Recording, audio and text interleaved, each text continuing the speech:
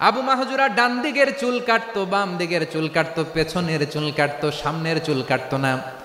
আবু মাহজুরা রাদিয়াল্লাহু তাআলা আনহুর সামনের চুলগুলো বড় হতে হতে যখন এত বড় হয়ে যায়, তিনি চুলগুলো পেঁচিয়ে মাথার মধ্যে রাখতেন। তারপরে তিনি পাগড়ি পরতেন। সবাই জিজ্ঞেস করতো, আবু মাহজুরা এটা আবার কেমন স্টাইল? দেখতে তোমার কি বিদঘুটে লাগে? কেমন অড লাগে? কেমন খারাপ দেখা যায়? মক্কায় এমন কোনো মানুষ তো দেখি নাই, ডানে চুল কাটে, বায়ে চুল কাটে, পেছনে চুল কাটে, সামনে কাটে না। ওরে আবু মাহজুরা, কেমন দেখা যায় তোমারে? তুমি সামনের চুল কাটো না কেন? আবু মাহজুরা বলে, আমি হাঁটু গেড়ে পেয়ারা নবীর সামনে বসেছিলাম, আমার এই মাথার চুলের মধ্যে মুবারক হাত লাগিয়ে বিশ্বনবী নিজে আমাকে আজানের প্রতিটা বাক্য শিক্ষা দিয়েছেন। বিশ্বনবীর মোবারক হাত, পবিত্র হাত আমার মাথার চুলের যেই জায়গায় লেগেছে, আমি চাই ওই চুলগুলা নিয়ে আমি আমার কবরের ভিতরে যাব। আপনার এই ছোট্ট অবুজ ছেলেটাই আগামী দিনের শায়েখ আহমদুল্লাহ হবে। আপনার হেফজখানায় পড়া ওই ছোট্ট ছেলেটাই আগামী দিনের আল্লামা মামুনুল হক হবে।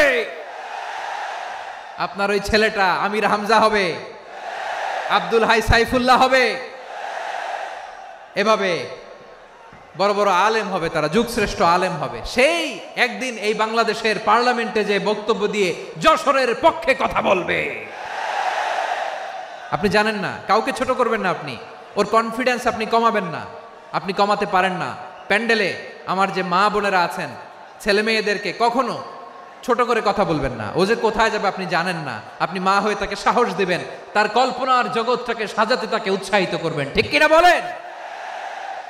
এই দুনিয়া এখন তো আর সেই দুনিয়া নাই, মানুষ নামের মানুষ আছে, দুনিয়া বোঝাই,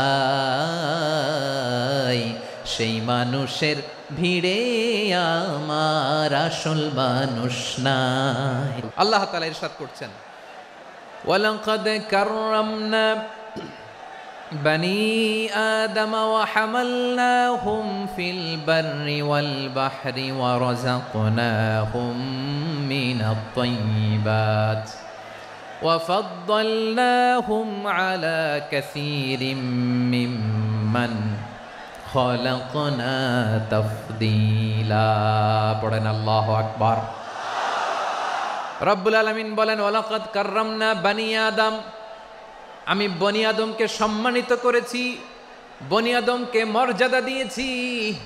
ওয়া হামালনাহুম ফিল বাররি ওয়াল বাহার, বনি আদমকে জলে স্থলে এবং সমুদ্রে চলাচলের বাহন দিয়েছি।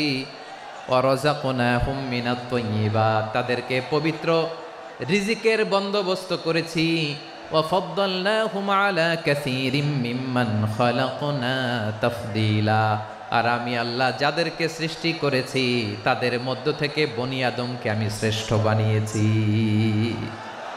সবার চেয়ে সেরা। আমাদের মতো করে আল্লাহ কাউকে বানায় নাই।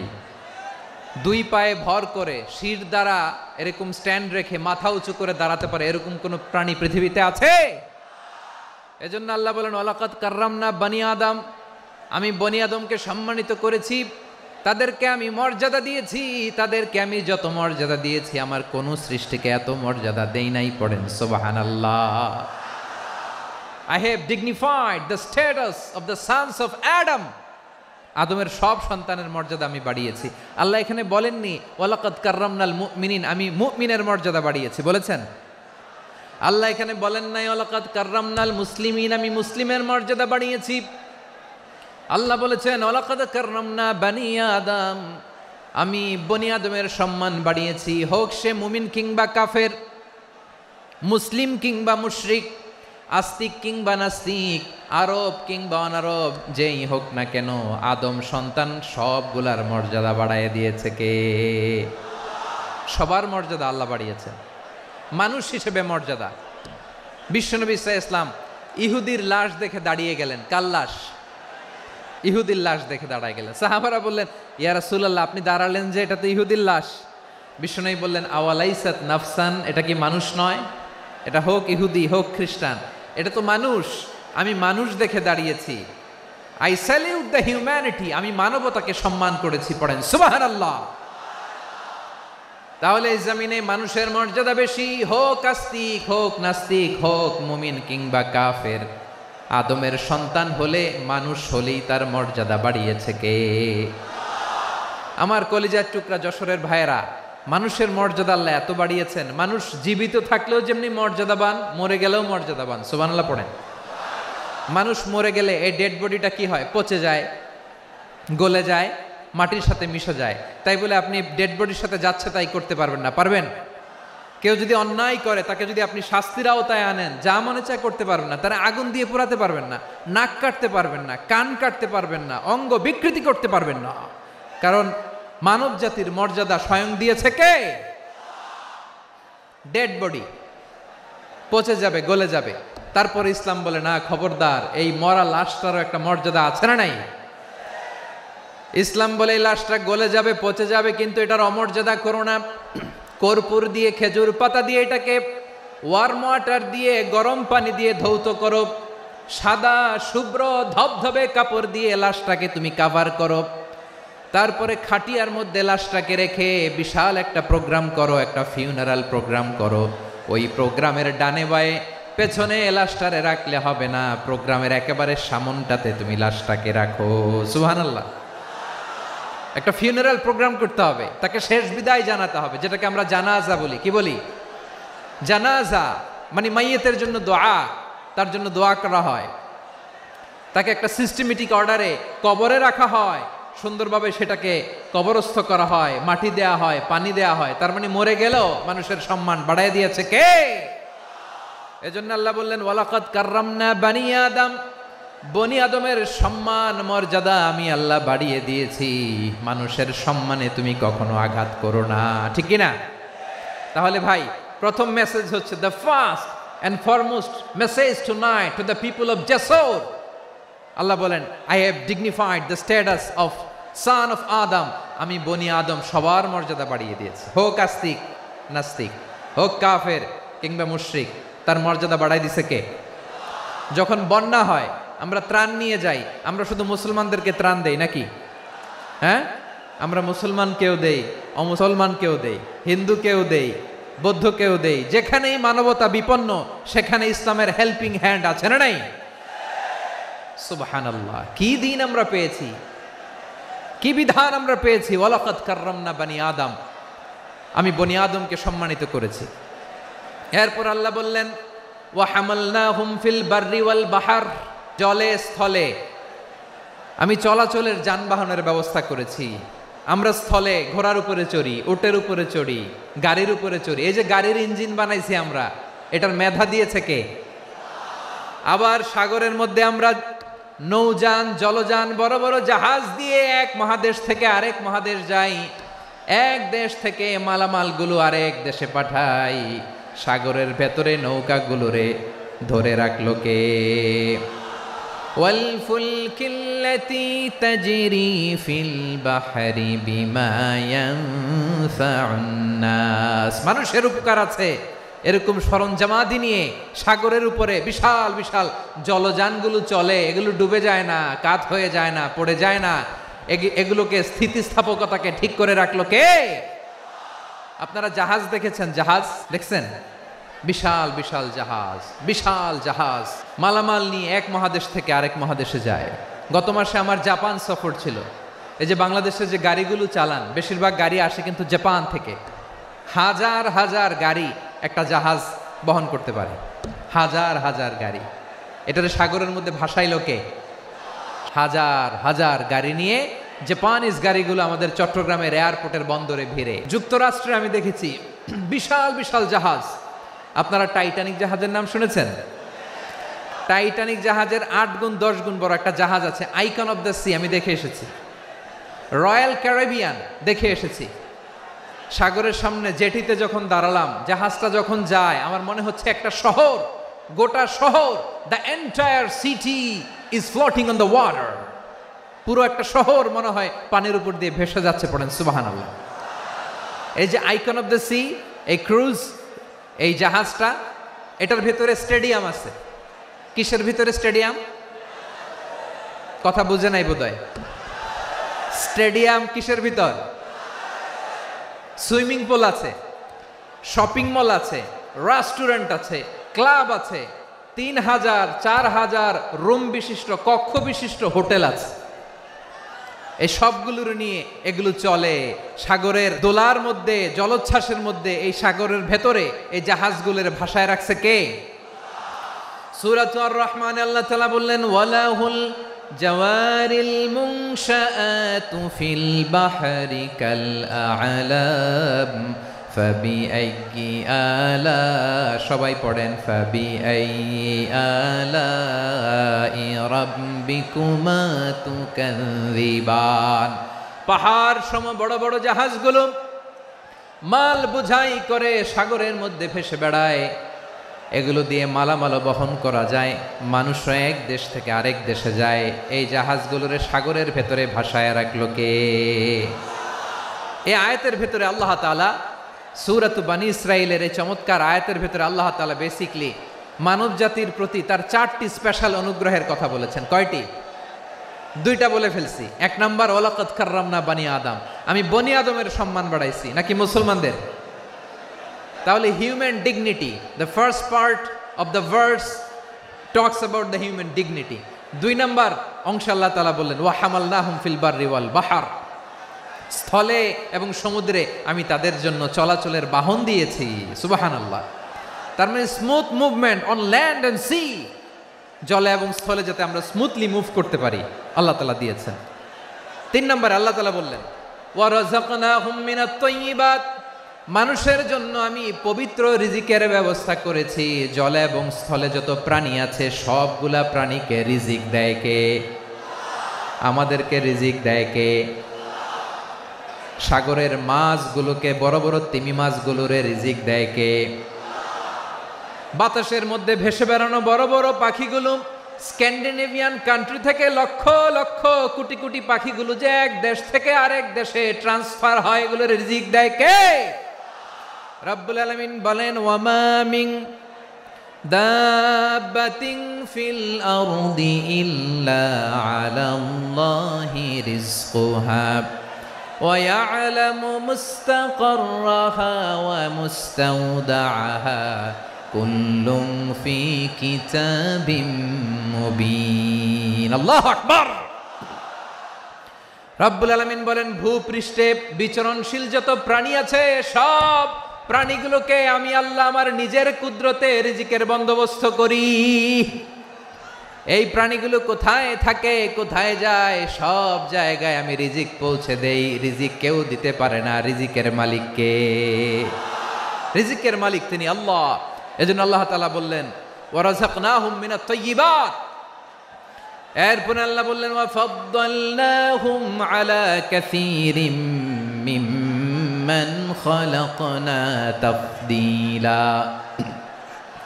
আমি যত প্রাণী সৃষ্টি করেছি সকল প্রাণীর মধ্যে মানুষের মর্যাদা, শ্রেষ্ঠত্ব আমি দিয়েছি। সুবহানাল্লাহ পড়েন। তাহলে 1 নম্বরে আল্লাহ বললেন, আমি বনি আদমের মর্যাদা বাড়ালাম।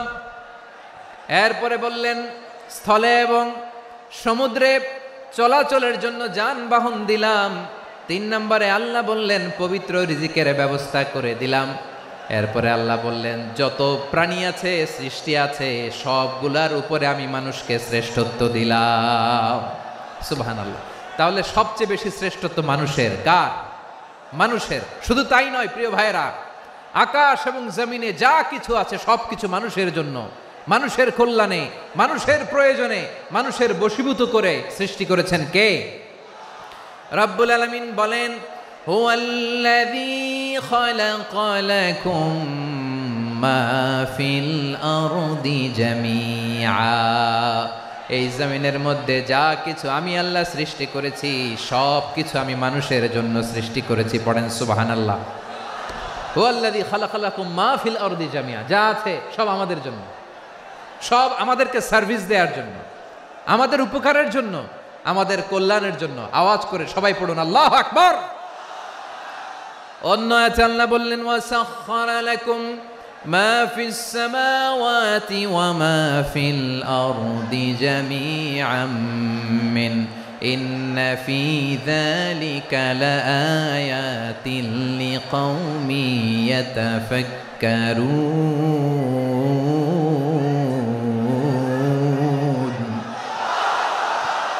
প্রথম আয়াতে আল্লাহ বললেন জমিনে যা আছে সব তোমাদের কল্যাণে আমি সৃষ্টি করলাম। এরপরে আল্লাহ বললেন আকাশেও যা আছে সব তোমাদের জন্য সৃষ্টি করলাম, তোমাদের অনুগত বানায় দিলাম। পড়েন সুবহানাল্লাহ। মানুষের কি ব্রেইন দেখেন, মানুষ জমিন ছেড়ে আকাশে চলে যায়। পাখি দেখে মানুষের শখ হলো পাখি যেহেতু উঠতে পারে আমরাও পারবো। অরবিল রাইট, উইলবার রাইট, দুই ভাই মিলে আঁকাঝোঁকা করতে করতে করতে করতে প্লেন বানায় ফেললো। কোন সুবহানাল্লাহ। এখন পাখিও ওরে, আমরাও ওরি। এরপরেই মানুষের কৌতূহল থামে না এখানে, মানুষ চলে গিয়েছে চাঁদে। কোথায় গেছে? এখন কিন্তু চাঁদে জমি বিক্রি হয় জানেন। পৃথিবী নিয়ে মারামারি শেষ, রাশিয়া আমেরিকা এখন ধরছে চাঁদ আর মঙ্গল গ্রহ। এখন চাঁদে জমি বিক্রি হয়, মঙ্গলে জমি বিক্রি হয়। এই চাঁদ, মঙ্গল, বৃহস্পতি, শনি সব আল্লাহ তাআলা আমাদের জন্য বানিয়েছেন। সুবহানাল্লাহ পড়েন। মানুষ সাগরের উপরে চড়ে, শূন্যে ভেসে বেড়ায়, পাহাড় কেটে সুড়ঙ্গ বানায়, টানেল বানায়। মানুষ ব্রডব্যান্ডের লাইন নিয়ে যায় সাগরের ভেতর দিয়ে, এক দেশ থেকে আরেক দেশে, এক মহাদেশ থেকে আরেক মহাদেশে। সুবহানাল্লাহ পড়েন। তার মানে গোটা বিশ্বের সব কিছুর উপরে control, superiority over all creatures, সব কিছুর উপর কন্ট্রোল, মনিটরিং, নিয়ন্ত্রণ, এটা প্রতিষ্ঠা করে দিয়েছে কে? এজন্যই মানুষের শ্রেষ্ঠত্ব। ওয়ালাকাদ কাররামনা বানি আদম, আমি বনি আদমের সম্মান বাড়িয়েছি, মর্যাদা আমি বাড়িয়ে দিয়েছি। এ কারণে, কারণ মানুষ সব কিছুর উপর নিয়ন্ত্রণ নিতে পারে। মানুষকে নিয়ে এই কোরআনের সব আলোচনা, মানুষকে নিয়ে এই কোরআনের সব। তাই কোরআনের কেন্দ্রীয় আলোচ্য বিষয় হচ্ছে মানুষ। মানুষকে আল্লাহ স্বাধীনতা দিয়েছেন। ফামান শাআ ফালইউমিন ওয়া মান শাআ ফালইয়াকফুর। চাইলে মুমিন হতে পারো, চাইলে কাফের হতে পারো, তোমার ইচ্ছা। তবে জেনে রাখো, মুমিন হলে পাবা জান্নাত, কাফির হলে পাবা জাহান্নাম। নাও দ্য ডিসিশন ইজ ইয়ার্স। সিদ্ধান্ত তোমার, জান্নাতে যাবা না জাহান্নামে যাবা। মানুষকে আল্লাহ এত স্বাধীনতা দিয়েছেন, মানুষ চাইলে অনেক ভালো হইতে পারে। ভালোর রাস্তাও খোলা, খারাপ হওয়ার রাস্তাও খোলা। ভালো হইলে মানুষ অনেক ভালো, খারাপ হইলে অনেক খারাপ। ভালো হইলে সবচেয়ে ভালো, খারাপ হইলে সবচেয়ে খারাপ। এজন্য সিদ্ধান্ত আপনাকে নিতে হবে। আল্লাহ তাআলা বলছেন লাকাদ খালাকনাল ইনসানা ফি আহসানি তাকওয়িম সুম্মা রাদাদনাহু আসফালা সাফিলিন। আমি মানুষকে অনেক সুন্দর অবয়বে, সুন্দর আকৃতিতে সৃষ্টি করেছি। তার শুধু চেহারার ডিজাইনটাই সুন্দর নয়, তার ব্রেনটা বড্ড সুন্দর, তার মানসিকতা বড্ড সুন্দর, তার সৃজনশীলতা বড্ড সুন্দর। পড়েন সুবহানাল্লাহ। আমাদের ব্রেনটা অনেক সফিস্টিকেটেড ব্রেন, অনেক সফিস্টিকেটেড। এই 1.5 কেজি ব্রেন ইউজ করে মানুষ গোটা বিশ্বে সভ্যতা বিনির্মাণ করেছে, ঠিক কিনা? এই ব্রেন আল্লাহ তাআলা আমাকে দিয়েছে। এটারে কাজে লাগালে, আপনার 6 সেন্স কাজে লাগালে আপনি অনন্য মানুষ হয়ে উঠবেন, মহামানবে রূপান্তরিত হবেন। মানুষ হতে পারে, চাইলেই মহামানব হতে পারে। আবার যদি মানুষ চায় খারাপও হতে পারে। আল্লাহ বললেন শুধু ভালোই না, ভালো হতে চাইলে অনেক ভালো তুমি হতে পারো, আবার খারাপ হতে চাইলে অনেক খারাপ তুমি হতে পারো। সুম্মা রাদাদনাহু আসফালা সাফিলিন।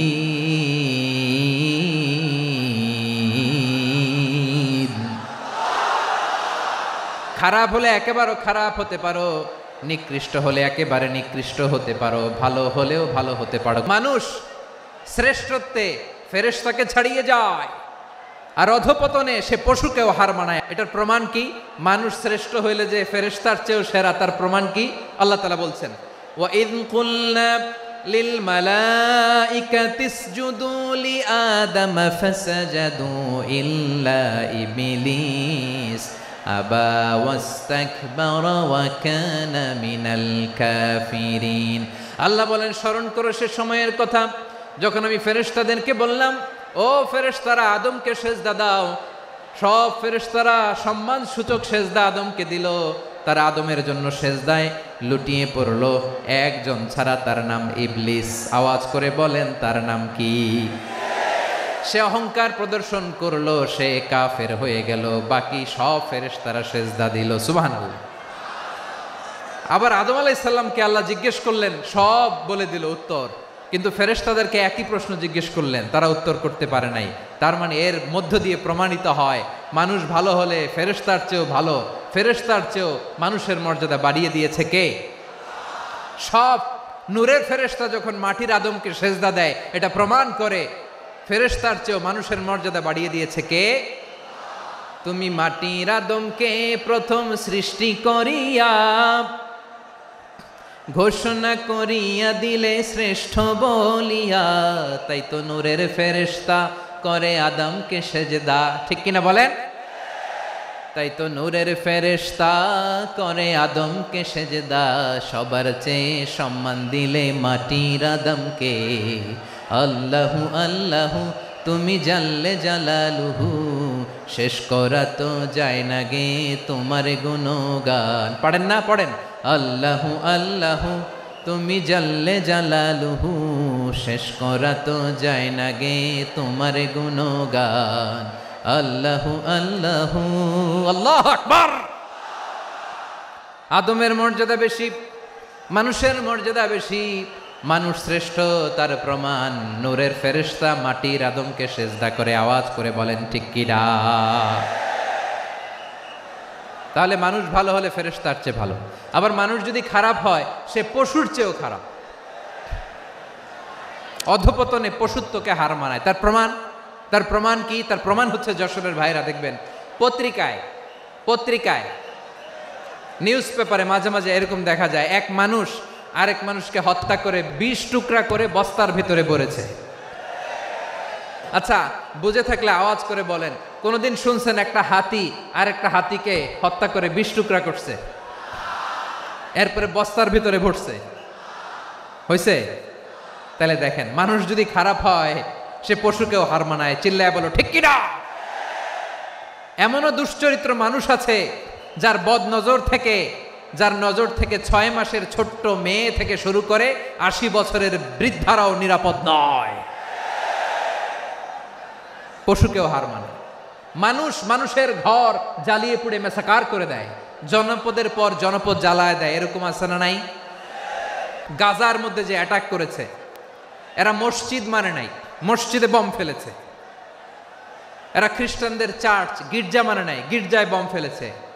পৃথিবীর ইতিহাসে never happened in the history of the world that someone bombed on a hospital, on a ICU center. এমন হাসপাতাল যেখানে আইসিইউর রোগীরা আছে, ওই হাসপাতালের উপরও ইসরায়েলি সৈনিকেরা বোমা মেরেছে। জোরে বলেন ঠিক কিনা? এরা মানুষ? আওয়াজ করে বলেন, এরা মানুষ না। প্রিয় ভাইয়েরা, চোখ কান নাক মুখ থাকলেই মানুষ না। যা সামনে দেখেন এগুলো সব মানুষ না, এগুলো জনসংখ্যা। এগুলো কি? সবাই বলুন, এগুলো কি? বাড়ছে জনসংখ্যা, কমছে মানুষ। এই দুনিয়া এখন তো আর সেই দুনিয়া নাই, মানুষ নামের মানুষ আছে দুনিয়া বোঝায়, সেই মানুষের ভিড়ে আমার আসল মানুষ নাই। ঠিক কিনা?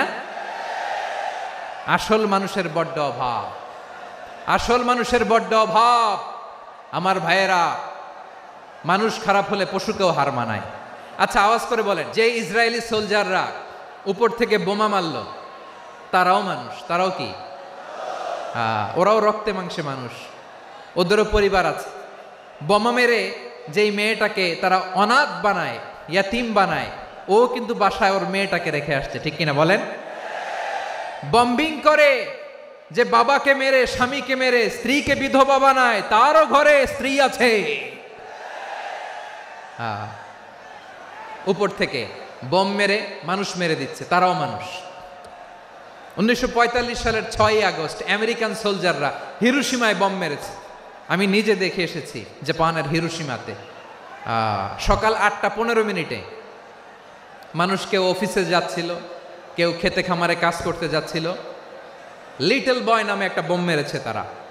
এই বোমের আঘাতে, পারমাণবিক এই বোমার রেডিয়েশনে আঘাতে বোম ব্লাস্ট হওয়ার পরে মুহূর্তের মধ্যে 1,40,000 নাই। উপর থেকে যারা মারতেছে এরাও মানুষ, যাদেরকে মারলো তারাও। তার মানে মানুষে মানুষে পার্থক্য আছে না? নেই, মানুষে মানুষে পার্থক্য আছে। নাক কান চোখ মুখ থাকলেই মানুষ নয়। বাড়ছে জনসংখ্যা, কমছে মানুষ, চিল্লায় বলো ঠিক কিনা? ভালো মানুষ যারা জগৎটাকে এনলাইটেন করবে, যারা সত্যের বীর সেনানী হয়ে দাঁড়াবে, যারা সত্যের পক্ষে কথা বলবে, যারা জালিমের মসনদকে ভেঙে খান খান করে দেবে, এরকম হওয়ার দরকার আছে না নাই? এরকম ভালো মানুষ আমরা হতে চাই কি চাই না? মানুষকে যত্ন নিলে মানুষ যে কত ভালো হয় আপনি কল্পনাও করতে পারবেন না। মানুষকে নার্চারিং করলে, মানুষকে পলিশ করলে, মানুষকে গ্রুমিং করলে, মানুষকে সঠিক তারবিয়া দিলে মানুষ অনন্য হয়ে ওঠে। প্রতিটি মানুষ অনন্য। আমি অনন্য, আপনি অনন্য, আমরা সবাই অনন্য। সুবহানাল্লাহ বলেন। মানুষকে আল্লাহ তাআলা দিয়েছেন অসীম ক্ষমতা, অসীম ক্ষমতা। সুবহানাল্লাহ। একটা মানুষ পারে না এমন কিছু নাই, বিশ্বাস করতে হবে। মানুষ যা কল্পনা করতে পারে ওইটা মানুষ করে দেখাতে পারে। তুমি তোমার কল্পনার রাজ্যকে সাজাও, তোমাকে হারাতে পারে এমন কোনো শক্তি আল্লাহর জমিনে নাই। তোমার কি শক্তি, কি সম্ভাবনা তুমি জানোই না মিয়া।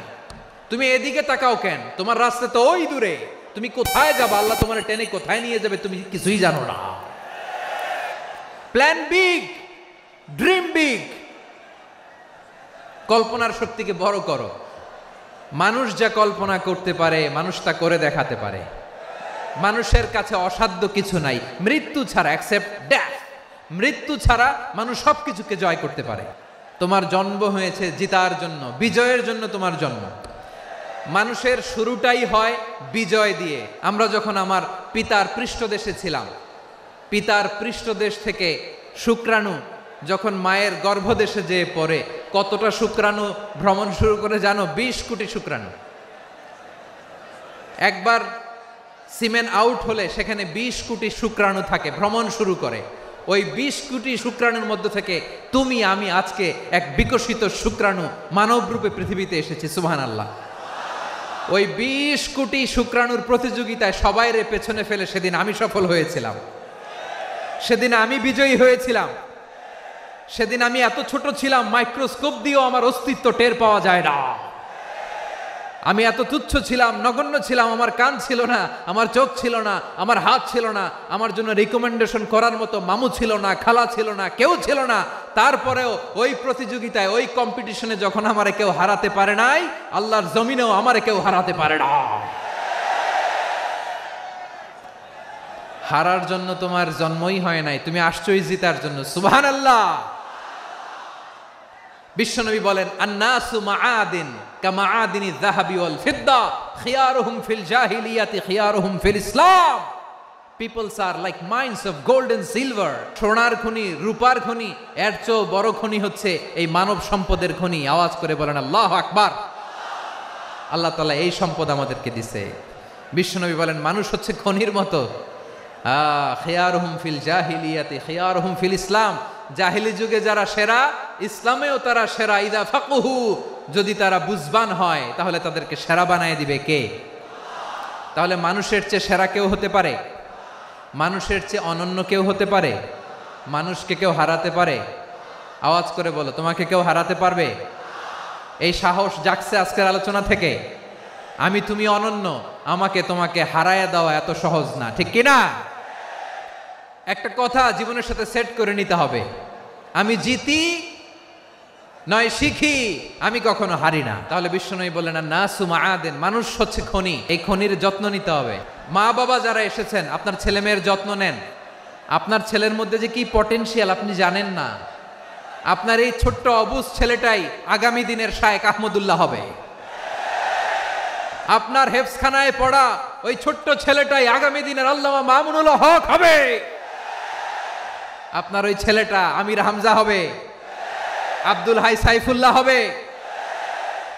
এভাবে বড় বড় আলেম হবে, তারা যুগশ্রেষ্ঠ আলেম হবে। সেই একদিন এই বাংলাদেশের পার্লামেন্টে যে বক্তব্য দিয়ে যশোরের পক্ষে কথা বলবে। আপনি জানেন না, কাউকে ছোট করবেন না আপনি। ওর কনফিডেন্স আপনি কমাবেন না, আপনি কমাতে পারেন না। প্যান্ডেলে আমার যে মা বোনেরা আছেন, ছেলে মেয়েদেরকে কখনো ছোট করে কথা বলবেন না। ও যে কোথায় যাবে আপনি জানেন না, আপনি মা হয়ে তাকে সাহস দিবেন, তার কল্পনার জগৎটাকে সাজাতে তাকে উৎসাহিত করবেন, ঠিক কিনা বলেন? আর আমার প্যান্ডেলের আমার প্রিয় শ্রদ্ধাশীলা মায়েরা বোনেরা, আপনারা তো আরো দামি সম্পদ। বিশ্বনবী বলেন, আর দুনিয়া কুল্লুহা মাতা। আল্লাহ আল্লাহ আল্লাহ, বিশ্বনবীর কথার ওজন দেখেন। আর দুনিয়া কুল্লুহা মাতা ওয়া খায়রু মাতা'আদ দুনিয়া আল মারআতুস সালিহা। বিশ্বনবী বলেন, দুনিয়ায় যা দেখো সব আল্লাহর দেওয়া অ্যাসেট, মানে সম্পদ। আর এত অ্যাসেটের ভিড়ে সবচাইতে শ্রেষ্ঠ সম্পদ হচ্ছে নেককার নারী। সুবহানাল্লাহ। ভাইয়েরা বোনের সাথে খারাপ আচরণ করো না, সন্তান মায়ের সাথে খারাপ আচরণ করো না। আমাদের মায়েরা আমাদের asset, they are our priceless asset. কারণ এই মায়েদের পেটে এসেছে আল্লাহর ওলিরা, এই মায়েদের পেটে এসেছে খান জাহান আলী, এই মায়ের পেটে এসেছে শাহজালাল ইয়ামানি, এই মায়ের পেটে এসেছে আল্লাহর সব নবীরা। নাকি নবীরা আকাশ থেকে ধপ করে জমিনে নেমে আসছে? মায়ের পেটে আসছে। এই মায়ের পেটগুলো খনি। আমার সম্মানিতা মায়েরা বোনেরা, নিজেকে ইসলাম দিয়ে সাজান, নিজেকে পবিত্র রাখুন, নিজের আব্রু ঈমান ইজ্জতের হেফাজত করুন, কোরআন পড়ুন, সুন্নাহ পড়ুন। আপনি জানেন না আপনার গর্ভে কে আসছে, কোন ক্ষণজন্মা পুরুষকে আল্লাহ তাআলা আপনার গর্ভে পাঠাবে আপনি জানেন না। মায়েরা নিজেদেরকে পবিত্র রাখুন, ইসলাম চর্চা করুন, কোরআন চর্চা করুন, নৈতিকতা দিয়ে নিজেকে সাজান। যশোরের জেনজি, নিজেদেরকে প্রস্তুত রাখো আগামীর বাংলাদেশের জন্য। নৈতিকতা, মোরালিটি, ভ্যালিউজ দিয়ে নিজেকে সাজাও, ইসলাম দিয়ে নিজেকে সাজাও। কারণ আগামীর বাংলাদেশ ইসলামের বাংলাদেশ। বাংলাদেশের আসল পরিচয় ইসলাম। বাংলাদেশের আসল পরিচয় কি? সবাই বলে না, আওয়াজ করে, এদেশের আসল পরিচয়। এদেশে আজান শুনে সূর্য ওঠে শহর গ্রামে, এদেশে আজান শুনে সূর্য ডুবে সন্ধ্যা নামে, এদেশে সকল কাজে সবাই বলে বিসমিল্লাহ, এদেশে ভালো কিছু দেখে শুনে হাসি মুখে সবাই বলে মাশা আল্লাহ। সুবহানাল্লাহ সুবহানাল্লাহ সুবহানাল্লাহ সুবহানাল্লাহ সুবহানাল্লাহ সুবহানাল্লাহ সুবহানাল্লাহ সুবহানাল্লাহ। ও নবীন তরুণ, তোমার কিসের এত ভয়? জেনে রেখো বাংলাদেশের আসল পরিচয়। বাংলাদেশের আসল পরিচয় ইসলাম। আওয়াজ তুলে বলো, আসল পরিচয় কি? এদেশে পরস্পরে দেখা হলে দেয় সালাম, এদেশে আমজনতার হৃদয় জুড়ে পাক্কা আলাম, ঠিক কি না? এদেশে বিপদ এলে সর্বজনে সর্বক্ষণে দোয়া পড়ে ইন্না লিল্লাহ সুবহানাল্লাহ সুবহানাল্লাহ সুবহানাল্লাহ সুবহানাল্লাহ। এদেশে আজান শুনে সূর্য ওঠে শহর গ্রামে, এদেশে আজান শুনে সূর্য ডোবে সন্ধ্যা নামে, এদেশে সকল কাজে সবাই বলে বিসমিল্লাহ, এদেশে ভালো কিছু দেখে শুনে হাসি মুখে সবাই বলে মাশা আল্লাহ। সুবহানাল্লাহ, আওয়াজ করে সুবহানাল্লাহ সুবহানাল্লাহ সুবহানাল্লাহ সুবহানাল্লাহ। সবাই একসাথে সুবহানাল্লাহ সুবহানাল্লাহ সুবহানাল্লাহ সুবহানাল্লাহ। এদেশের আসল পরিচয় কি? আওয়াজ করে বলতে ভয় লাগে। এদেশের আসল পরিচয় কি? ইসলাম দিয়ে আমাদের সংসদ ভবন চলুক, আমরা চাই কি চাই না? বঙ্গভবনে লা ইলাহা ইল্লাল্লাহর পতাকা উড়ুক, আমরা চাই কি চাই না? প্রতিটি জেলা অফিসে, ডিসি অফিসে লা ইলাহার পতাকা ঝুলুক, আমরা চাই কি চাই না? মানুষকে যত্ন নিলে মানুষের মধ্যে যারা কি পটেনশিয়াল রেখেছে। আমি জাপানের দুইটা উদাহরণ দেই। জাপানে 2022 সালে জাপানের সাথে জার্মানির খেলা, ফিফা ওয়ার্ল্ড কাপ 2022, ওই খেলায় জিতেছিল জাপান। জিতেছিল 22 সালের এই ফিফা ওয়ার্ল্ড কাপে জাপান ফুটবল খেলায় জিতে as a part of their celebration তারা খেলার পরে পুরো স্টেডিয়ামটারে ক্লিন করে, the fan base of Japan, লক্ষ লক্ষ মানুষ খেলা দেখতে যায়, তো এত ডাস্টবিনও তো নাই, তো যারা ডাস্টবিনে জায়গা পায় নাই তারা এই যে চকলেটের প্যাকেট, পানির বোতল, চিপসের প্যাকেট তারা এদিকে সেদিকে রেখে দিয়েছে। জাপানের ভক্তরা, জাপানের ফলোয়াররা as a part of their celebration তারা খেলার পরে পুরো স্টেডিয়ামের সব ময়লা আবর্জনা ক্লিন করে তারপরে বিদায় নিয়েছে। তাদেরকে কি ক্লিন করার দায়িত্ব দেওয়া হয়েছিল? তারা কি স্টেডিয়ামের পরিচ্ছন্নতা কর্মী? তাদের আকল, তাদের সিক্স সেন্স তাদেরকে বলেছে। ছোটবেলা থেকে জাপান গভর্নমেন্ট ওদেরকে এত পরিচ্ছন্নতা শেখায়, ক্লিনলিনেস অ্যাওয়ারনেস ক্যাম্পেইন করায়। ক্লাসে আমি দেখেছি, ক্লাসে নিজের বেঞ্চ নিজে মুছে, ক্লাসের মাঝখানে একটা সময় দেয়, নিজের টেবিল নিজে মুছে, নিজের ক্লাসরুমটা নিজে পরিষ্কার করে। রাস্তাঘাটে একটা ধুলা নাই, ময়লা নাই, একটা টিস্যু নাই। খেলার পরে গোটা বিশ্বকে তাক লাগিয়ে দিয়েছে। জাপানের ফ্যানরা সবার রেখে যাওয়া গার্বেজ, টিস্যু, বোতল পরিষ্কার করে তারপরে স্টেডিয়াম থেকে বিদায় নিয়েছে। আমরা কেন এমন হতে পারলাম না? জাপানের যারা এগুলো করছে ওদের 3টা করে চোখ না? চোখ তো 3টা। জাপানালাগো, জাপানালাগো হাত তো 4টা, কান তো 6টা। হ্যাঁ, নাকি আমার মতো 2 হাত 2 কানওয়ালা মানুষ? চোখে দেখলে ওটা মানুষ না। চিন্তা করছেন? তার মানে জাপানিজদেরকে যে গ্রুমিং করে শিখানোর মাধ্যমে পরিচ্ছন্ন বানানো গেছে, ওরা যেমনি মানুষ আমরাও মানুষ। আমাদের সন্তানদেরকে শেখালে তারাও পারবে। পারবে কিনা? 2 নম্বর উদাহরণ বলি। চট্টগ্রাম ফেনীতে যারা গিয়েছেন, মেঘনা গুমতি ব্রিজ প্রকল্প নাম শুনছেন? মেঘনা একটা ব্রিজ পার হওয়া লাগে। এই মেঘনা গুমতি, এখানে 3টা ব্রিজ কাঁচপুর সহ, এই 3টা ব্রিজের নির্মাণ কাজ, রেনোভেশনের কাজ দেয়া হয়েছিল জাপানের একটা কোম্পানিকে। কাকে? জাপানের কোম্পানি। নির্মাণ শেষে 738 কোটি টাকা বেঁচে গেছিল, এটা গভর্নমেন্টের হাতে দিয়ে তারা বিদায় নিয়েছে। কত টাকা? 738 কোটি টাকা। যত প্রাক্কলিত ব্যয় নির্ধারণ করা হয়েছে সব টাকা সরকার, তৎকালীন সরকার 2019-এর সরকার, কারা ছিল তো জানেন? এই 2019-এর সরকার তাদেরকে দিয়েছে। তারা রিনোভেশন নির্মাণ শেষে 738 কোটি টাকা অতিরিক্ত বেঁচে গেছিল, এটা আবার গভর্নমেন্টের হাতে বুঝাই দিয়ে তারা বিদায় নিচ্ছে। আমরা কেন এমন হইতে পারলাম না? জাপানের ওরাও মানুষ, আমরাও মানুষ। তার মানে মানুষে মানুষে পার্থক্য আছে না নাই? আচ্ছা, জাপানের 2টা উদাহরণ দিলাম, এবার আমার দেশের 2টা উদাহরণ দেব না? বাংলাদেশের 2টা উদাহরণ দেয়। 1 নম্বর উদাহরণ, গত সপ্তাহে আপনারা জানেন কক্সবাজার আমার একটা প্রোগ্রাম ছিল, তো হেলিকপ্টারে গিয়েছিলাম। ফেনী জেলা যখন পার হচ্ছি আমি দেখলাম 3টা উইন্ডমিল। উইন্ডমিল চিনেন তো? বিশাল পিলার, 3টা 4টা পাখা থাকে। বায়ু বিদ্যুৎ কেন্দ্র, বাংলাদেশের প্রথম বায়ু বিদ্যুৎ কেন্দ্র এটা। মুহুরী প্রজেক্ট বলে এটার, সম্ভবত মুহুরী প্রজেক্ট। তো সাগরের বাতাসের ঝাপটায় এটা ঘুরে এনার্জি হয়, ইলেকট্রিসিটি উৎপাদন হয়। তো আমি পাইলটকে বললাম, ভাই এগুলো থেকে কেমন ইলেকট্রিসিটি উৎপাদন হয়? কয়, হুজুর একটুও হয় না, কিছুই হয় না। কিছুই হয় না মানে?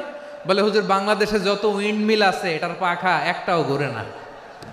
আল্লাহ, বলেন কি? তাহলে এই যে কোটি কোটি টাকা ব্যয় করে যে উইন্ডমিল, কয় হুজুর উপরে ফিটফাট, ভিতরে সদরঘাট। তার মানে কোটি কোটি টাকা দিয়ে এই উইন্ডমিল বানায়, এখানে কিছু নাই। দুর্নীতির আড্ডাখানা, আখড়াখানা বাংলাদেশ, ঠিক কিনা বলেন? হায় রে, জাপানিজরাও মানুষ, আমরাও মানুষ। আমার এক নিকটাত্মীয় সরকারি চাকরিজীবী, উনি আমাকে বললেন, বাংলাদেশের আরেকটা উদাহরণ দেই। উনি আমাকে বললেন যে প্রতি বছর আমাদের অফিসের ফার্নিচার চেঞ্জ করে। আমি বললাম, প্রতি বছর ফার্নিচার চেঞ্জ করে কেন? বলে যে ফার্নিচার নতুন পারচেজ করলেই তো এখানে টাকা, নতুন কিনতে পারলেই টাকা, নতুন উন্নয়নের সবক শোনাতে পারলেই টাকা। প্রথম আলোর রিপোর্ট। কি আলো? প্রথম আলোর রিপোর্ট। গত 15 বছরে উন্নয়নের নামে লুটপাট হয়েছে প্রায় 3.25 লাখ কোটি টাকা। কার রিপোর্ট? আমাদের বানানো কথা। প্রথম আলোর রিপোর্ট। গত 15 বছরে কারা ছিল জানেন তো? হ্যাঁ, শুধু ওনাদেরকেই দোষ দিয়ে লাভ নাই। স্বাধীনতার পর থেকে শুধু শাসকের হাত বদল হয়েছে, আমরা কিছু পাই নাই, ঠিক কিনা বলেন? আমরা এরকম চাই না। তাহলে জাপানের মানুষও মানুষ, আমরাও মানুষ। সিদ্ধান্ত আপনার, কোন মানুষ হবেন, ভালো মানুষ না খারাপ মানুষ? আজকের আলোচনার বিষয় হচ্ছে মানব সম্পদের উন্নয়ন, human resource development. It's a process to increase the capacity of knowledge, skill, capacity of the people of a country. একটা দেশের মানুষের জ্ঞান, তাদের দক্ষতা কি করে বাড়ানো যায়, বাড়িয়ে দেশের উন্নয়ন করানো যায়, এটাই হচ্ছে মানব সম্পদ উন্নয়নের মূল কথা। তাহলে মানব সম্পদ হচ্ছে একটা দেশের সবচাইতে শক্তিশালী পুঁজি। প্রাকৃতিক সম্পদ, খনিজ সম্পদের চেয়েও দামি হচ্ছে মানব সম্পদ। আল্লাহ তাআলা দয়া করে আমাদেরকে এই মানব সম্পদ দিয়েছেন। আসুন আমাদের এই মানুষগুলোকে আমরা সোনার মানুষ বানাই। রাজি আছেন তো সবাই? রাজি আছেন? মানুষ পারে না এমন কোনো কিছু নাই, চাইলে সব পারে। এজন্য মানুষকে তারবিয়া দিতে হবে, যথাযথভাবে তাদেরকে গড়তে হবে। আসুন আমরা সিরাতের আয়নায় বিশ্বনবীর জীবনী থেকে দেখি তিনি কিভাবে হিউম্যান রিসোর্সকে ম্যানেজ করতেন। বিশ্বনবী he was a very good talent hunter, চৌকস ট্যালেন্ট হান্টার ছিল। কার মধ্যে কি ট্যালেন্ট আছে দেখলেই বুঝে ফেলতেন। সুবহানাল্লাহ পড়বেন না? কি নবী আমরা পেয়েছি! He was a very good talent hunter. আমার নবী তিনি চৌকস ট্যালেন্ট হান্টার ছিলেন। কার মধ্যে কি প্রতিভা বের করতেন, ওই প্রতিভাকে ইসলামের কল্যাণে কাজে লাগাতেন। যাকে যেই জায়গায় সেট করলে ভালো হবে তাকে ওই জায়গায় সেট করতেন। কয়েকজন সাহাবীর জীবনী শোনাই। আবু মাহজুরা রাদিয়াল্লাহু তাআলা আনহু, মক্কার মুয়াজ্জিন, আগে ছিল মুশরিক, পরে হয়েছে মুমিন। উনি কিভাবে মুমিন হইলেন এই ঘটনাটা একটু আপনাদের শোনাতে চাই। আবু মাহজুরা রাদিয়াল্লাহু তাআলা আনহু কিভাবে মুসলিম হলেন আওয়াজ করে শুনেন। হুনাইনের যুদ্ধ, 8ম হিজরি, বিষ্ণু ঈসা ইসলাম হুনাইনের যুদ্ধ শেষে ফিরতেছেন। পথিমধ্যে বেলাল রাদিয়াল্লাহু তাআলা আনহু আজান দিচ্ছেন। কি দিচ্ছেন? তো পাশে ছিল মুশরিকদের একটা পল্লী, কিছু মুশরিক তরুণ, কিছু অমুসলিম কিশোর, তারা আজানকে ব্যঙ্গ করতেছে। আমাদের বাংলায় মুখ ভেঙ্গানো বলে আর কি। বেলাল রাদিয়াল্লাহু তাআলা আনহু আজান দিচ্ছেন, ওই বাচ্চাগুলো মুশরিক তো, ওরা আজানকে ব্যঙ্গ করতেছে, বিকৃতি করে ওরাও আজান দিচ্ছে। উদ্দেশ্য হচ্ছে আজানকে নিয়ে ঠাট্টা করা। উদ্দেশ্য কি? ঠাট্টা করা। ব্যাপারটা মনে কষ্ট পাওয়ার মতো ব্যাপার না? কিন্তু বিশ্বনবী ওইখানে দেখেন কি খুঁজলেন। বিশ্বনবী খেয়াল করলেন অমুসলিম কিশোরদের মধ্য থেকে একটা কিশোরের গলাটা বড় দরাজ গলা, কণ্ঠটা বড় সুন্দর।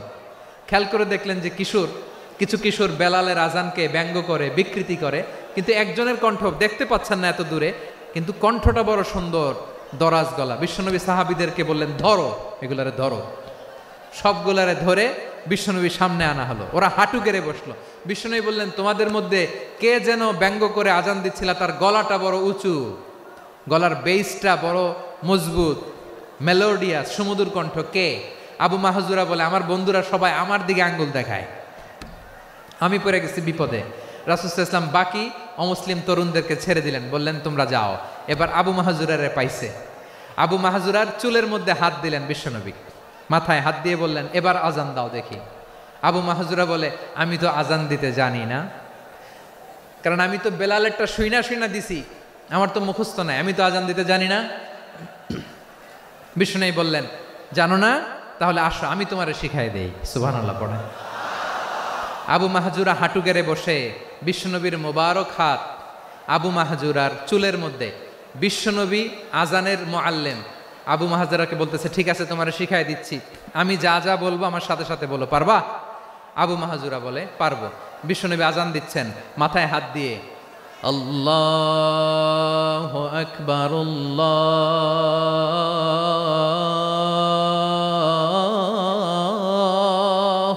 আকবার। আবু মাহজুরা এই বাক্যটা পড়লেন। বিশ্বনবী দ্বিতীয় বাক্য পড়তে আরম্ভ করলেন, আল্লাহু আকবার,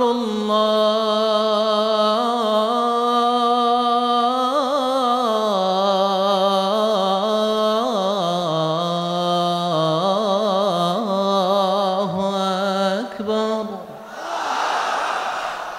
আবু মাহজুরা এই বাক্যটাও বললেন। বিশ্বনবী আবু মাহজুরার মাথার মধ্যে হাত দিয়ে তৃতীয় বাক্য পড়লেন,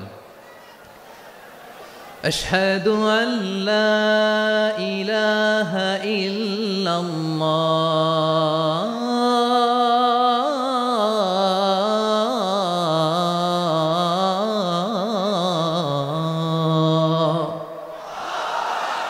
আবু মাহাজুরা তৃতীয় বাক্য পড়লেন। বিশ্বনবী একটা বাক্য পরে আবু মাহাজুরা পরে, বিশ্বনবী পরে আবু মাহাজুরা পরে। আবু মাহাজুরা কিন্তু অমুসলিম, মুশরিক। আবু মাহাজুরা বলে, এক একটা বাক্য পড়ি আমার কলিজাটা গলে ঠান্ডা হয়ে যায়। এতদিন মোহাম্মদকে গালি দিতাম, এখন মোহাম্মদ আমার মাথায় যখন হাত রাখছে আমার সারা শরীর ঠান্ডা হয়ে গেছে। বিশ্বনবী আজান শিখাচ্ছেন, একটা একটা বাক্য পড়ে আবু মাহাজুরাও পড়ে, বিশ্বনবী পড়ে আবু মাহাজুরাও পড়ে। পুরো বাক্যগুলো যখন শেষ, আজান শেষ, আবু মাহাজুরাও যখন পুরো আজান পড়লেন, আবু মাহাজুরা বললেন, এতদিন মোহাম্মদের চেহারা দেখলে আমার ঘৃণা লাগতো, আজ থেকে মোহাম্মদের চেহারার চেয়ে প্রিয় চেহারা আমার কাছে নাই। আবু মাহাজুরা বললেন, ও মুহাম্মদ, আজানের বাক্য তো আপনি আমারে শেখালেন, এখানেই শেষ করবেন না, আপনি আমারে পড়ায় দেন লা ইলাহা ইল্লাল্লাহু মুহাম্মাদুর রাসূলুল্লাহ সাল্লাল্লাহু আলাইহি ওয়াসাল্লাম। বিশ্বনবীর সাথে দাঁড়িয়ে উনি শাহাদা পড়ে মুসলমান হয়ে গেলেন। এবার আবু মাহাজুরা বলে, ইয়া রাসূলুল্লাহ, ইয়া হাবিবাল্লাহ, আমি মুমিন হয়েছি, মুসলমান হয়েছি, আপনার কাছ থেকে আজান শিখার সৌভাগ্য আমি লাভ করেছি গো নবী। আমার কণ্ঠের বড় তারিফ করেছেন আপনি, আমার আজানকে আপনি পছন্দ করেছেন। একটা জিনিস আপনার কাছে চাই, আপনি আমাকে মক্কার মসজিদুল হারামের মুয়াজ্জিন হিসেবে অ্যাপয়েন্ট করে দে। বিষ্ণু ইসা ইসলাম বললেন, যাও আবু মাহজুরা, আমি তোমাকে পৃথিবীর শ্রেষ্ঠতম মসজিদ মক্কার মসজিদুল হারামের মুয়াজ্জিন হিসেবে অ্যাপয়েন্ট করে দিলাম। দেখছেন কিভাবে ট্যালেন্ট হান্টিং করতে হয়, কিভাবে হিউম্যান রিসোর্স মানব সম্পদকে ব্যবহার করতে হয়। আসছিল আজানকে ভেঙ্গাইতে, আসছিল কেন? আজানকে ব্যঙ্গ করার জন্য, বিকৃত করার জন্য। আজানকে বিকৃত করতে যে ইসলামের সবচেয়ে শ্রেষ্ঠ মসজিদের মুয়াজ্জিন হয়ে গেল। পড়েন সুবহানাল্লাহ। হযরত আবু মাহজুরা রাদিয়াল্লাহু তাআলা আনহু ওনার এই সুললিত কণ্ঠ ব্যবহার করে মসজিদুল হারামে এত সুন্দর করে আল্লাহু আকবার বলে আজান দিতেন, মানুষগুলোর, মুসল্লিগুলোর, মক্কাবাসীর হৃদয়কে তিনি বিগলিত করে দিতেন, মানুষের হৃদয়কে ঠান্ডা হয়ে যেত। শুধু এখানেই শেষ না আমার যশোরের ভাইয়েরা। বিশ্বনবী যখন সাইয়েদনা আবু মাহজুরা রাদিয়াল্লাহু তাআলা আনহুকে আজান শিখাচ্ছিলেন, বলেন তো বিশ্বনবীর হাতটা কোথায় ছিল? আবু মাহজুরার মাথার সামনে, এই চুলের উপরে ছিল। আবু মাহজুরা ওই স্মৃতিটাকে ধারণ করবার জন্য, ওই স্মৃতিকে বহন করার জন্য বিশ্বনবীর মোবারক হাত আবু মাহজুরার কপালের চুলের যেই জায়গায় লেগেছে, মৃত্যুর আগের দিন পর্যন্ত আবু মাহজুরা মাথার ওই চুলে কোনোদিন ছুরি আর কামার লাগায় নাই, সেখানে কেচি লাগায় নাই, চুলের মধ্যে খুর লাগায় নাই। আবু মাহজুরা ডান দিকের চুল কাটতো, বাম দিকের চুল কাটতো, পেছনের চুল কাটতো, সামনের চুল কাটতো না। আবু মাহজুরা রাদিয়াল্লাহু তাআলা আনহুর সামনের চুলগুলো বড় হতে হতে যখন এত বড় হয়ে যায়, তিনি চুলগুলো পেঁচিয়ে মাথার মধ্যে রাখতেন, তারপরে তিনি পাগড়ি পরতেন। সবাই জিজ্ঞেস করতো, আবু মাহজুরা, এটা আবার কেমন স্টাইল? দেখতে তোমারে কি বিদঘুটে লাগে, কেমন অড লাগে, কেমন খারাপ দেখা যায়। মক্কায় এমন কোনো মানুষ তো দেখি নাই, ডানে চুল কাটে, বায়ে চুল কাটে, পেছনে চুল কাটে, সামনে কাটে না। ওরে আবু মাহজুরা, কেমন দেখা যায় তোমারে, তুমি সামনের চুল কাটো না কেন?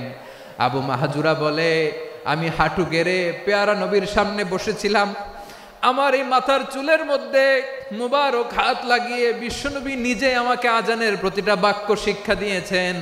বিশ্বনবীর মোবারক হাত, পবিত্র হাত আমার মাথার চুলের যেই জায়গায় লেগেছে, আমি চাই ওই চুলগুলা নিয়ে আমি আমার কবরের ভিতরে যাব। সাইয়েদনা আবু মাহজুরা রাদিয়াল্লাহু তাআলা আনহু ইন্তেকালের আগের পর্যন্ত মাথার সামনের চুলগুলা কাটে নাই, মাথার সামনের চুল তিনি কাটেন নাই। সুবহানাল্লাহ বিহামদি। কেমন ভালোবাসতেন বিশ্বনবী সাহাবীদেরকে, সাহাবারা কেমন ভালোবাসতেন বিশ্বনবীকে। সামনের চুলগুলো বড় হতে হতে এত বড় ছিল, পেঁচিয়ে রেখে পাগড়ি পরতেন, কাটতেন না। নবীর হাত লেগেছিল। সুবহানাল্লাহ পড়েন। তাহলে what is the lesson, moral of the story কি? মোরাল অফ দ্য স্টোরি হচ্ছে, আসছিল আজানকে ব্যঙ্গ করার জন্য, বিকৃত করার জন্য, হয়ে গেল মসজিদুল হারামের মুয়াজ্জিন। দেখেন বিশ্বনবী একটা খারাপ সিচুয়েশনের মধ্যে থেকে কি ভালো জিনিস বের করে আনলেন। আমি যে শুরুতে বলেছি কিভাবে তিনি হিউম্যান রিসোর্সকে ডেভেলপ করেছেন, ম্যানেজ করেছেন। তিনি যে চৌকস ট্যালেন্ট হান্টার ছিল দেখেন, সবার মধ্যে থেকে এরে বাছাই করে মুয়াজ্জিন বানাই দিয়েছেন। সুবহানাল্লাহ পড়েন। তার মানে এই না সবাইরে ধরে ধরে উনি মুয়াজ্জিন বানাইছেন। যার যেই ট্যালেন্ট আছে তাকে ওই কাজে অ্যাসাইন করেছেন। যার যেই প্রতিভা আছে তার প্রতিভাকে ইসলামের কাজে লাগিয়েছেন। সুবহানাল্লাহ পড়েন। যায়েদ বিন সাবিত রাদিয়াল্লাহু তাআলা আনহু নাম শুনেছেন? বিশ্বনবী দেখলেন মদিনার এই আনসারী সাহাবী হাইলি ট্যালেন্টেড, ইন্টেলেকচুয়াল, মেরিটোরিয়াস, জ্ঞানের প্রতি তার আকর্ষণ, মারাত্মক আকর্ষণ। বিশ্বনবী তাকে দায়িত্ব দিলেন, কোরআন যা নাজিল হয় তুমি লিখো, কাতিবুল ওয়াহি বানায় দিলেন। সুবহানাল্লাহ। যায়েদ বিন সাবিতরে আবার আজান শিখান নাই, কারণ তার মধ্যে বিশ্বনবী প্রতিভা দেখেছেন, একাডেমিক প্রতিভা। বিশ্বনবীর একাডেমিক প্রজেক্টগুলো তিনি হ্যান্ডেল করতেন। যায়েদ বিন সাবিত ছিল বিশ্বনবীর ব্যক্তিগত সচিব। কি ছিল? ব্যক্তিগত সচিব। বোঝেন নাই? বিশ্বনবীর ব্যক্তিগত সচিব এবং দোভাষী। ইহুদিরা কিছু লিখে দিলে এটার অর্থ বিশ্বনবীরে বুঝায় দিতেন, আবার ইহুদিদের কাছে কিছু লিখতে হলে তিনি লিখে দিতেন। বিশ্বনবী একদিন বললেন, ইন্নী ওয়াল্লাহি মা আমানু ইয়াহুদা আলা কিতাব। ইহুদিরা যে চিঠি পাঠায় অর্থ তো বুঝি না, আরেক ইহুদি আইনে অর্থ করা লাগে। আবার ইহুদিদের কাছে কিছু লিখে পাঠাইতে চাইলে আমরা তো লিখতে পারি না, ইহুদিরে দিয়ে লেখা লাগে। ওরা যে পয়রা শোনায় লিখে দেয়, আমি ওদের বিশ্বাস করি না। আমার নিজের একজন লোক দরকার। বিশ্বনবী এই যায়েদ বিন সাবিতকে চুজ করলেন ল্যাঙ্গুয়েজের জন্য। উনি বললেন, যায়েদ তোমার সফট স্কিলকে ডেভেলপ করতে হবে, তুমি হিব্রু ল্যাঙ্গুয়েজ শিখে ফেলো। যায়েদ বিন সাবিত বলল, বিশ্বনবীর মোটিভেশন আর ইন্সপিরেশন পেয়ে আমি 15 দিনে ইহুদিদের এই হিব্রু ল্যাঙ্গুয়েজ শিখে ফেললাম। শুধু শিখে ফেললাম না, হাত্তা হাদিকতু, even I became master in the language. এই ভাষা আমি পারদর্শী হয়ে গেলাম। এরপরে ইহুদিরা চিঠি লিখে পাঠালে আর কোনো ইহুদি ডাকা লাগতো না, আমি নবীর এটার অর্থ শুনে পরে বুঝাই দিতাম। আবার ইহুদিদের কাছে চিঠি লেখা লাগলে আমি যায়েদ বিন সাবিত চিঠি লিখে দিতাম। সুবহানাল্লাহ। দেখেন, এত সাহাবীর মধ্য থেকে বিশ্বনবীর একাডেমিক প্রজেক্ট, ব্যক্তিগত সচিব, দোভাষী হিসেবে তিনি যায়েদ বিন সাবিতের মতো তরুণকে নির্বাচিত করেছেন। কেমন ট্যালেন্ট হান্টার ছিল আমার নবী। সুবহানাল্লাহ পড়বেন না? বিশ্বনবীর ইন্তেকালের পরে সাইয়েদনা আবু বকর রাদিয়াল্লাহু তাআলা আনহু যখন খলিফা হয়ে আসলেন, কোরআনকে সংকলনের দায়িত্ব দেয়া লাগবে, কোন সাহাবীকে দিবেন? সব সাহাবারা মিলে পরামর্শ করলেন। সাইয়েদনা আবু বকর, উমর সবাই মিলে এই বিশাল কোরআন সংকলনের গুরু দায়িত্ব বিশ্বনবীর ব্যক্তিগত সচিব, বিশ্বনবীর দোভাষী, বিশ্বনবীর সিলেক্ট করাই লোক যায়েদ ইবনে সাবিত রাদিয়াল্লাহু তাআলা আনহুকে দিয়েছে। এই যে আজকের যে কোরআন পড়েন, এটা আগে এরকম ছিল না। কোরআন নাজিল হলে সাহাবারা চামড়ার, ওটের চামড়ায় লিখে ফেলতো, ওটের চ্যাপ্টা হাড্ডির মধ্যে লিখে ফেলতো, গাছের গুড়ির মধ্যে লিখে ফেলতো। বিভিন্ন জনের কাছে ছড়ানো ছিটানো ছিল। আবু বকর রাদিয়াল্লাহু তাআলা আনহু একসাথে করলেন, পরবর্তীতে উসমান রাদিয়াল্লাহু তাআলা আনহু একসাথে করলেন। 114 সূরার এখন এই মুসহাফ, এই কম্পাইলেশন, এই কপি আমরা পেয়েছি, যার হিউজ কন্ট্রিবিউশন ছিল। এই পুরো কোরআন কম্পাইলেশনের প্রজেক্ট ম্যানেজার ছিল যায়েদ বিন সাবিত রাদিয়াল্লাহু তাআলা আনহু। কোরআন কম্পাইলেশনের প্রজেক্ট ম্যানেজার। দেখেন, উনারে মাথায় হাত দিয়ে আজান শিখায় নাই। সুবহানাল্লাহ কইবেন না? তাহলে প্রথম সাহাবী আবু মাহজুরাকে মুয়াজ্জিন বানাইলেন, যায়েদ বিন সাবিতকে ব্যক্তিগত সচিব আর দোভাষী বানালেন, মুসআব ইবনে উমাইর রাদিয়াল্লাহু তাআলা আনহুকে ইসলামের প্রথম অ্যাম্বাসেডর বানালেন। কি নাম? He was the first ambassador in Islam. ইসলামের প্রথম ডিপ্লোম্যাট, ইসলামের প্রথম কূটনৈতিক মুসআব ইবনে উমাইর, মক্কার তরুণ যুবক। উনি পারফিউম লাগাইলে মানুষ দেখলেই বুঝতো এটা মুসআব লাগাইছে। এমন স্মার্ট, ড্যাশিং ফেস, এমন পার্সোনালিটির মানুষ ছিল মুসআব রাদিয়াল্লাহু তাআলা আনহু। কারণ যিনি ইসলামের স্পোকম্যান হবেন, মুখপাত্র হবেন, তার স্মার্ট হওয়ার দরকার আছে না নাই? আকাবার প্রথম শপথ যখন হলো, তাদের সাথে বিষ্ণু ঈসা ইসলাম মদিনাতে একজন মুখপাত্র পাঠালেন, ডিপ্লোম্যাটকে পাঠালেন, অ্যাম্বাসেডর অফ ইসলাম। তিনি হচ্ছেন মুসআব ইবনে উমাইর। পড়েন সুবহানাল্লাহ। জুমার বিধান নাজিল হয়েছে, কিন্তু মক্কায় পরিবেশ নাই জুমা পালনের। বিষ্ণু ঈসা ইসলাম একজনকে দিয়ে খবর পাঠালেন, যাও মদিনায় মুসাবকে যে বলো, মুসাব তো আমার শিক্ষক, আমার স্পোকম্যান, মদিনাতে যেন তারা জুমা কায়েম করে। বিশ্বনবীর আগেই মুসআব মদিনার মুসলিমদেরকে নিয়ে মদিনায় প্রথম জুমা কায়েম করে ফেলছে। কোন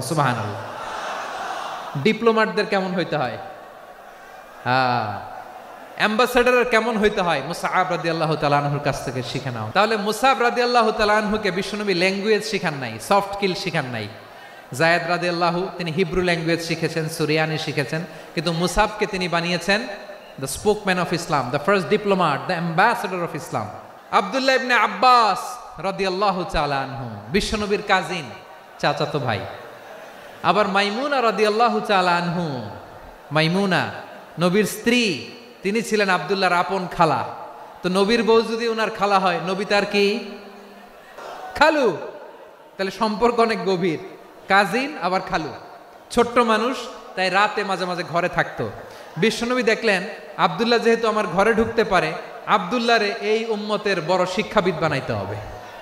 তাই আব্দুল্লাহ ইবনে আব্বাসকে বিশ্বনবী হাতে কলমে শিক্ষা দিয়েছেন। তো বিশ্বনবী রাতে যখন তাহাজ্জুদ পড়তেন, ছোট্ট আব্দুল্লাহ ঘরে থাকতো, বুঝতে পেরেছেন? ছোট্ট মানুষ তো ঘরে থাকতো। তো বিশ্বনবী তাহাজ্জুদের জন্য একবার দাঁড়িয়েছেন, ছোট্ট আব্দুল্লাহ ওযু করে দাঁড়াইছে। আচ্ছা বলেন তো, ইমাম আর মুসল্লি মোট যদি দুইজন হয়, একজন ইমাম একজন মুসল্লি, তো মুসল্লি ইমামের কোন দিকে দাঁড়াবে? ডানে দাঁড়াবে। ছোট্ট আব্দুল্লাহ বুঝে নাই, বিশ্বনবী তাহাজ্জুদ শুরু করেছেন, উনি একতেদা করছেন আর দাঁড়াইছেন বায়ে। কোথায় দাঁড়িয়েছেন? আব্দুল্লাহ বলেন, যখন আমি বায়ে দাঁড়ালাম, আখাযা রাসূলুল্লাহ সাল্লাল্লাহু আলাইহি ওয়াসাল্লাম উযুনি আল ইউমনা ইয়াফতিলুহা, বিশ্বনবী নামাজরত অবস্থায় আমার কান ধরে টেনে আমার ডান দিকে এনে দাঁড় করায় দিলেন। পড়েন সুবহানাল্লাহ। দেখেন হাতে কলমে শিক্ষা। আর জীবনে ভুল হবে? কথা কয় না, আর ভুল হবে? আর ভুল হবে না। এভাবে বিশ্বনবীর অনেক সঙ্গ পেয়েছেন, সফর করেছেন, একই বাহনে বসেছেন, এক বাহনে বসে লম্বা নসিহত করেছেন। আব্দুল্লাহ, চাইতে হলে আল্লাহর কাছে চাও, সাহায্য চাইতে হলে আল্লাহর কাছে সাহায্য চাও। মনে রাখো, গোটা বিশ্বের সবাই যদি তোমার সাহায্য করতে চায়, ততটুকুই করতে পারবে যতটুকু আল্লাহ তোমার নসিবে রেখেছে। গোটা বিশ্ব যদি তোমার বিরুদ্ধে ষড়যন্ত্রে দাঁড়িয়ে যায়, ক্ষতি ততটুকু করতে পারবে যতটুকু তোমার জন্য বরাদ্দ আছে, এর বাইরে কিছু করতে পারবে না। আওয়াজ করে বলেন ঠিক কিনা? এভাবে হাতে কলমে শিখিয়েছেন, বিশ্বনবীর সঙ্গ পেয়েছেন। ওনাকে বিষ্ণু ইসলাম শিক্ষাবিদ, এডুকেটর অফ দিস উম্মাহ হিসেবে সিলেক্ট করেছেন, হাতে কলমে শিখিয়েছেন। বিশ্বনবী একবার প্রকৃতির ডাকে সাড়া দিয়ে এসেছেন। এখন কি করতে হবে? নামাজের জন্য অজু করতে হবে। বিশ্বনবী এসেই দেখেন অজুর বদনায় পানি ভরা, খুশি হয়ে গেলেন, বললেন কে রেখেছে পানি? একজন বলল আব্দুল্লাহ রেখেছে। বিশ্বনবী অত্যন্ত খুশি হলেন, খুশি হয়ে একটা দোয়া করলেন, বললেন আল্লাহুম্মা ফাক্কিহু ফিদ্দীন ওয়া আল্লিমহু তা'ওয়ীল, আল্লাহ তুমি আব্দুল্লাহকে দ্বীনের বুঝ দিও আর কোরআনের তাফসির শিক্ষা দিও। বিশ্বনবীর এই দোয়া এমন লাগছে, উনি রাইসুল মুফাসসিরিন, এই পৃথিবীতে যত মুফাসসির ছিল, যত মুফাসসির আসবে, সকল মুফাসসিরের সম্রাট হিসেবে স্বীকৃত হয়েছেন আব্দুল্লাহ ইবনে আব্বাস। বিশ্বনবী ওনারে আজান শিখান নাই, বিশ্বনবী ওনারে ল্যাঙ্গুয়েজ শিখান নাই, বিশ্বনবী ওনারে অ্যাম্বাসেডর বানান নাই, হাতে কলমে শিক্ষা দিয়েছেন। ছোট্ট মানুষ, বিশ্বনবী ইন্তেকাল করলেন, আবু বকরের সময় গেল, ওমরে ফারুকের খেলাফত, তখনও তিনি তরুণ। ওমরে ফারুক রাদিয়াল্লাহু তাআলা আনহু ওনার ক্যাবিনেট মিনিস্ট্রির বৈঠকে এ আব্দুল্লাহ ইবনে আব্বাসকে পাশ দিয়ে বসায় রাখতেন। বয়স্ক সাহাবারা এটা পছন্দ করতো না, তারা বলতো ঘটনা কি, আব্দুল্লাহর মতো ছেলে নাতি আমাদের আছে, এরা কেন রাখে ওমরে ফারুক? ওমরে ফারুক এটা টের পেলেন, তিনি বুঝতে পারলেন যে ক্যাবিনেট মেম্বাররা এটা পছন্দ করে না, ছোট্ট আব্দুল্লাহরা কেন রাখি, কেন যে রাখি এটা একদিন বুঝাবো। একদিন মিটিংয়ে তিনি সবাইকে বললেন ইদা জাআ নাসরুল্লাহি ওয়াল ফাতহ, এই আয়াত দ্বারা উদ্দেশ্য কি বলেন তো মুরব্বী সাহাবীরা? এক সাহাবী বলেন এই সূরা দ্বারা উদ্দেশ্য, আল্লাহ বলেছেন আমাদেরকে বিভিন্ন ল্যান্ড, বিভিন্ন এলাকা বিজয় করতে হবে। ওমরে ফারুক বললেন না, হয়নি। আরেকজন বললেন বিজয় হওয়ার পর আমাদের বেশি বেশি আল্লাহর বরত্বের ঘোষণা দিতে হবে, এটা উদ্দেশ্য। ওমরে ফারুক বললেন না, হয় নাই। যারে জিজ্ঞেস করেন কেউ পারে না। সব শেষে বিশ্বনবী ছোট্ট আব্দুল্লাহরে বলেন আব্দুল্লাহ ইদা জাআ নাসরুল্লাহি ওয়াল ফাতহ, এর দ্বারা উদ্দেশ্য কি বলো তো? ছোট্ট আব্দুল্লাহ বলেন হুয়া আজালু রাসূলিল্লাহ, এই আয়াত দ্বারা বিশ্বনবীর বিদায়কে উদ্দেশ্য নেওয়া হয়েছে। ওমরে ফারুক বললেন হাদা হুয়া, এটাই তো সঠিক উত্তর, এটাই সঠিক তাফসীর এই আয়াতের। কারণ ইদা জাআ নাসরুল্লাহি ওয়াল ফাতহ, যখন আল্লাহর সাহায্য আর বিজয় আসবে, ওয়া রাআইতান নাসা ইয়াদখুলুনা ফি দীনিল্লাহি আফওয়াজা, আপনি দেখবেন দলে দলে ঢলে ঢলে বানের পানির মতো মানুষ ইসলামের দিকে ঢুকতেছে, ইসলামের বিজয় হয়েছে। তো ইসলামের বিজয়ের মিশন নিয়ে নবী আসছে, বিজয়ী যখন হয়ে গেছে এখন তো নবীর বিদায় হবে। কোন সাহাবী এই সূক্ষ্ম কথাটা ধরতে পারে নাই, ওই আব্দুল্লাহ ছাড়া। আব্দুল্লাহ যখন উত্তর দিছে সব সাহাবীদের টনক নড়েছে। এরপর থেকে কোনো ক্যাবিনেট মিটিং এ আর কোনো সাহাবারা কোনো প্রশ্ন করে নাই, আওয়াজ করে পড়েন সুবহানাল্লাহ। বিশ্বনবী আব্দুল্লাহ ইবনে আব্বাসকে দ্য এডুকেটর অফ দ্য উম্মাহ, উম্মার শিক্ষাবিদ হিসেবে গ্রহণ করেছেন। আওয়াজ করে পড়তে হবে আল্লাহু আকবার। সাহাবীদের নামগুলো মনে থাকবে? 1 নম্বরে আবু মাহজুরা, মুয়াজ্জিন বানাইছেন। যায়েদ ইবনে সাবিত, দোভাষী, ট্রান্সলেটর অফ প্রফেট, এবং তিনি ছিলেন বিশ্বনবীর ব্যক্তিগত সচিব। মুসআব ইবনে উমাইর, the first ambassador and diplomat of Islam. আব্দুল্লাহ ইবনে আব্বাস, এই উম্মার সবচেয়ে বড় এডুকেটর, শিক্ষাবিদ। আরেকজন ছিল আব্দুল্লাহ ইবনে মাসউদ রাদিয়াল্লাহু তাআলা। 2 আব্দুল্লাহ, আব্বাস গেল, আরেকজন হচ্ছে মাসউদ। মক্কার তরুণ, ছাগল পালতো মুশরিকের বিশ্বনবী আর আবু বকর রাদিয়াল্লাহু তাআলা আনহু একবার গেলেন, যে দেখে এই তরুণ দাঁড়ায় আছে। বিশ্বনবী বলেন, আমি খুব ক্ষুধার্ত, তোমার কাছে কি দুধ আছে ছাগলের? আব্দুল্লাহ আছে, ওয়ালাকিন আনা মুতামান, কিন্তু যে দুধ আছে এটা আমানতের, আমি দিতে পারবো না। বিশ্বনবী এইটা শুনেই তারা টার্গেট করে ফেলছে। আনা মুতামান, দুধ আছে কিন্তু এটা আমার মালিকের, আমি তো দরদ দেখাই, আমার মালিকের দুধ, আপনি পথিক, আপনারে দিতে পারি না। বিশ্বনবী টার্গেট করে ফেলছেন, এরে আমার কাজে লাগাইতে হবে। বিশ্বনবী বললেন, আচ্ছা ঠিক আছে, দুধ দিও না, কিন্তু এমন ছাগি আছে কিনা যেই ছাগির সাথে কোনো ছাগলের মিলন হয় নাই, তার ওলানে দুধও আসে নাই, বাচ্চাও নাই, এরকম ছাগির থেকে যদি আমি দুধ খাই তাহলে তো সমস্যা নাই। বলতেছে, এরকম ছাগির থেকে দুধ খাইলে সমস্যা নাই, কারণ এরকম ছাগির ওলান থেকে দুধ আসবেও না। বলতেছে, ঠিক আছে, এরকম একটা ছাগি নিয়ে আসা হলো। বিশ্বনবী বিসমিল্লাহ বলে ওই ছাগির ওলানে হাত দিলেন। হাত দিতে দেরি, পুরো ওলানটা দুধে ভরে যেতে দেরি হয় না। বিশ্বনবী আর আবু বকর রাদিয়াল্লাহু তাআলা আনহু দহন করে পেট ভরে খেলেন। এই দৃশ্য আব্দুল্লাহ ইবনে মাসউদের হৃদয়ে দাগ কাটলো। এই মুজিজা দেখে তিনি বললেন, আশহাদু আল্লা ইলাহা ইল্লাল্লাহ ওয়া আশহাদু আন্না মুহাম্মাদুর রাসূলুল্লাহ। তিনি ষষ্ঠ মুসলিম ছিলেন, 6 নম্বর মুসলমান। ওনাকে টার্গেট করে বিশ্বনবী দেখলেন এমন ইন্টেলেকচুয়াল ব্রেন, উনি সূক্ষ্ম সূক্ষ্ম জিনিস বুঝে বেশি, ফিকহি জ্ঞান ওনার মধ্যে বেশি। বিশ্বনবী ওনাকে কোরআনের জ্ঞান শিক্ষা দিতে লাগলেন। উনি বিশ্বনবী সবার কাছে কোরআন শোনায়, কিন্তু বিশ্বনবী নিজে আব্দুল্লাহ ইবনে মাসউদের কাছ থেকে কোরআন শুনতো। বিশ্বনবী একবার বললেন, ইকরা আলাইয়া ইয়া মাসউদ। ইবনে মাসউদ, একবার শোনাও তো কোরআন দেখি। আব্দুল্লাহ ইবনে মাসউদ বলে, আকরাউ আলাইকা ওয়া আলাইকা উনজিল। নবী, আপনার উপর কোরআন নাজিল হয় আর আমি আপনার সামনে কোরআন পড়ব। বিশ্বনবী বললেন, ইন্নী উহিব্বু আন আসমাআহু মিন গায়রি। আমি নিজে পড়তে যেমনি ভালোবাসি, অন্যে পড়ুক আমি শুনবো, এটাও আমি ভালোবাসি। সূরা নিসা তিনি তেলাওয়াত করে শুনিয়েছেন। এমন সূক্ষ্ম বিষয় বিশ্বনবী উনাকে ধরিয়ে দিয়েছেন। উনি হয়ে গিয়েছেন আব্দুল্লাহ ইবনে আব্বাস, হয়েছেন রাইসুল মুফাসসিরিন, উনি হয়ে গিয়েছেন ফাকিহুল উম্মাহ। ওনার চাইতে বড় ফকি এই পৃথিবী আর দেখবে না। চিল্লায় বলেন সুবহানাল্লাহ। উনি বলতেন, ওয়াল্লাহি ইল্লাযী লা ইলাহা গায়রু মা উনজিলাত সূরাতুন ইল্লা ওয়া আনা আ'লামু আইনা উনজিলাত ওয়া ফিমা উনজিলাত। বিশ্বনবী এমন ভাবে কোরআনের দার্স আমাকে দিয়েছেন, কোরআনে যত সূরা নাজিল হয়েছে, যেখানে নাজিল হোক না কেন আমি জানি এটা কোথায় নাজিল হয়েছে এবং কোন প্রেক্ষাপটে নাজিল হয়েছে। এমন একটা সূরা নাই যে সূরার কোথায় নাজিল হয়েছে আমি মাসুদের জানা নাই, কোন প্রেক্ষাপটে নাজিল হয়েছে আমার জানা নাই। এরকম ঘটবে না। চিল্লায় বলেন আল্লাহু আকবার। এই আব্দুল্লাহ ইবনে মাসউদ রাদিয়াল্লাহু তাআলা আনহু ওমর ফারুকের সময় কুফার চিফ জাস্টিস ছিলেন। কুফা নগরীর চিফ জাস্টিস বুঝেন নাই? বিচারপতি। কি ছিলেন? সবাই বলে নাই, কি ছিলেন? বিচারপতি ছিলেন।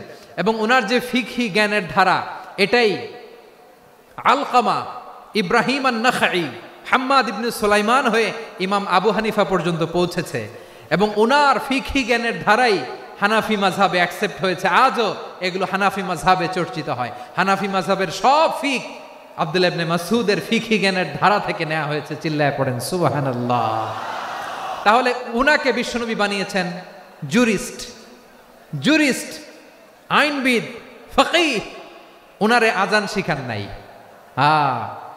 হিউম্যান রিসোর্স ডেভেলপমেন্ট কিভাবে করবেন, মানব সম্পদের উন্নয়ন কিভাবে করতে হয়, কিভাবে যার যেখানে প্রতিভা কাজে লাগাতে হয় উনি দেখিয়েছেন। সুবহানাল্লাহ পড়বেন না? খালিদ বিন ওয়ালিদ কি ছিলেন? বীর যোদ্ধা। কিন্তু তিনি ইসলাম ধর্ম গ্রহণ করেছেন অনেক দেরিতে, 8ম হিজরিতে।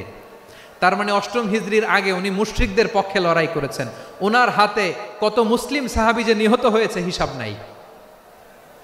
বিশ্বনবী টার্গেট করে রাখছে, তুমি আমাদের মুসলিমদের এত ক্ষতি করলা, তুমি যখন মুসলমান হবা তোমার দিয়ে আমি এমন কাম করামু যে এটা আর কেউ করতে পারবে না। খালিদ বিন ওয়ালিদ রাদিয়াল্লাহু তাআলা আনহু অষ্টম হিজরিতে মুসলিম হয়েছেন, মক্কা বিজয়ের আগে। তো মক্কা বিজয়ের আগে যখন মুসলিম হয়েছেন, এর আগে কি করছেন? কাফিরদের সাথে যুদ্ধ করেছেন। উনি উহুদের যুদ্ধে মুসলমানদের যে পরাজয় ভাব, কঠিন পরিস্থিতির মুখোমুখি উনার কারণে পেছন থেকে এমন আতর্কিত আক্রমণ করেছেন, মুসলমানদেরকে কচুকাটা করেছেন। অষ্টম হিজরিতে আল্লাহ তাআলা হেদায়েতের নূর দিয়ে ওনার হৃদয়টাকে উজালা করে দিলেন। লা ইলাহা এটা এমন বাণী যার হৃদয়ে একবার টাচ খাবে, এইটা থেকে সে আর পালিয়ে বেড়াতে পারে। ঝিনুকের ভেতর লুকিয়ে থাকে যেমন মতি, ঝিনুকের ভেতর লুকিয়ে থাকে যেমন মতি, কলমা শাহাদাতে আছে আল্লাহর জ্যোতি, কলমা শাহাদাতে আছে আল্লাহর জ্যোতি। ঠিক কিনা বলেন? মক্কা বিজয়ের আগে মুসলিম হলেন, হওয়ার পরেই বিশ্বনবীর টার্গেট ফুলফিল হলো। ওই যে টার্গেট করে রেখেছেন আর দোয়া করেছেন, খালিদ বিন ওয়ালিদ যদি মুসলিম হয় তাকে আমি মিলিটারি চিফ বানাবো। ওনাকে আজান শিখান নাই, ওনারে কান ধইরা নামাজের এই মাথা থেকে ওই মাথা আনান নাই, ফিকহি কোরআনের সূক্ষ্ম তাফসীর ওনারে শিখান নাই, অ্যাম্বাসেডর বানান নাই। বিষ্ণু ইসলাম উনাকে সামরিক অভিযানে প্রেরণ করেছেন। সামরিক অভিযানে তিনি প্রেরণ করেছেন। উনার জীবদ্দশায় উনার নেতৃত্বে যতগুলো যুদ্ধ হয়েছে, একটা যুদ্ধেও তিনি পরাজয় বরণ করেন নাই। ওমরে ফারুকের সময়কালে তিনি চিফ অফ মুসলিম মিলিটারি মানে মুসলিম সেনাপতি হয়েছেন। তাহলে কিভাবে হিউম্যান রিসোর্স ব্যবহার করতে হয় গোটা বিশ্ব আমার নবীর কাছ থেকে শিখে নাও। খালিদ বিন ওয়ালিদ, ওনাকে বিশ্বনবী একটা উপাধি দিয়েছেন। উপাধিটা হচ্ছে সাইফুল্লাহিল মাসলুল, আল্লাহর নাঙ্গা তরবারি, আল্লাহর খোলা তরবারি, দ্য ওপেন সোর্ড অফ আল্লাহ। খালিদ বিন ওয়ালিদ মুসলিম সেনাপতি।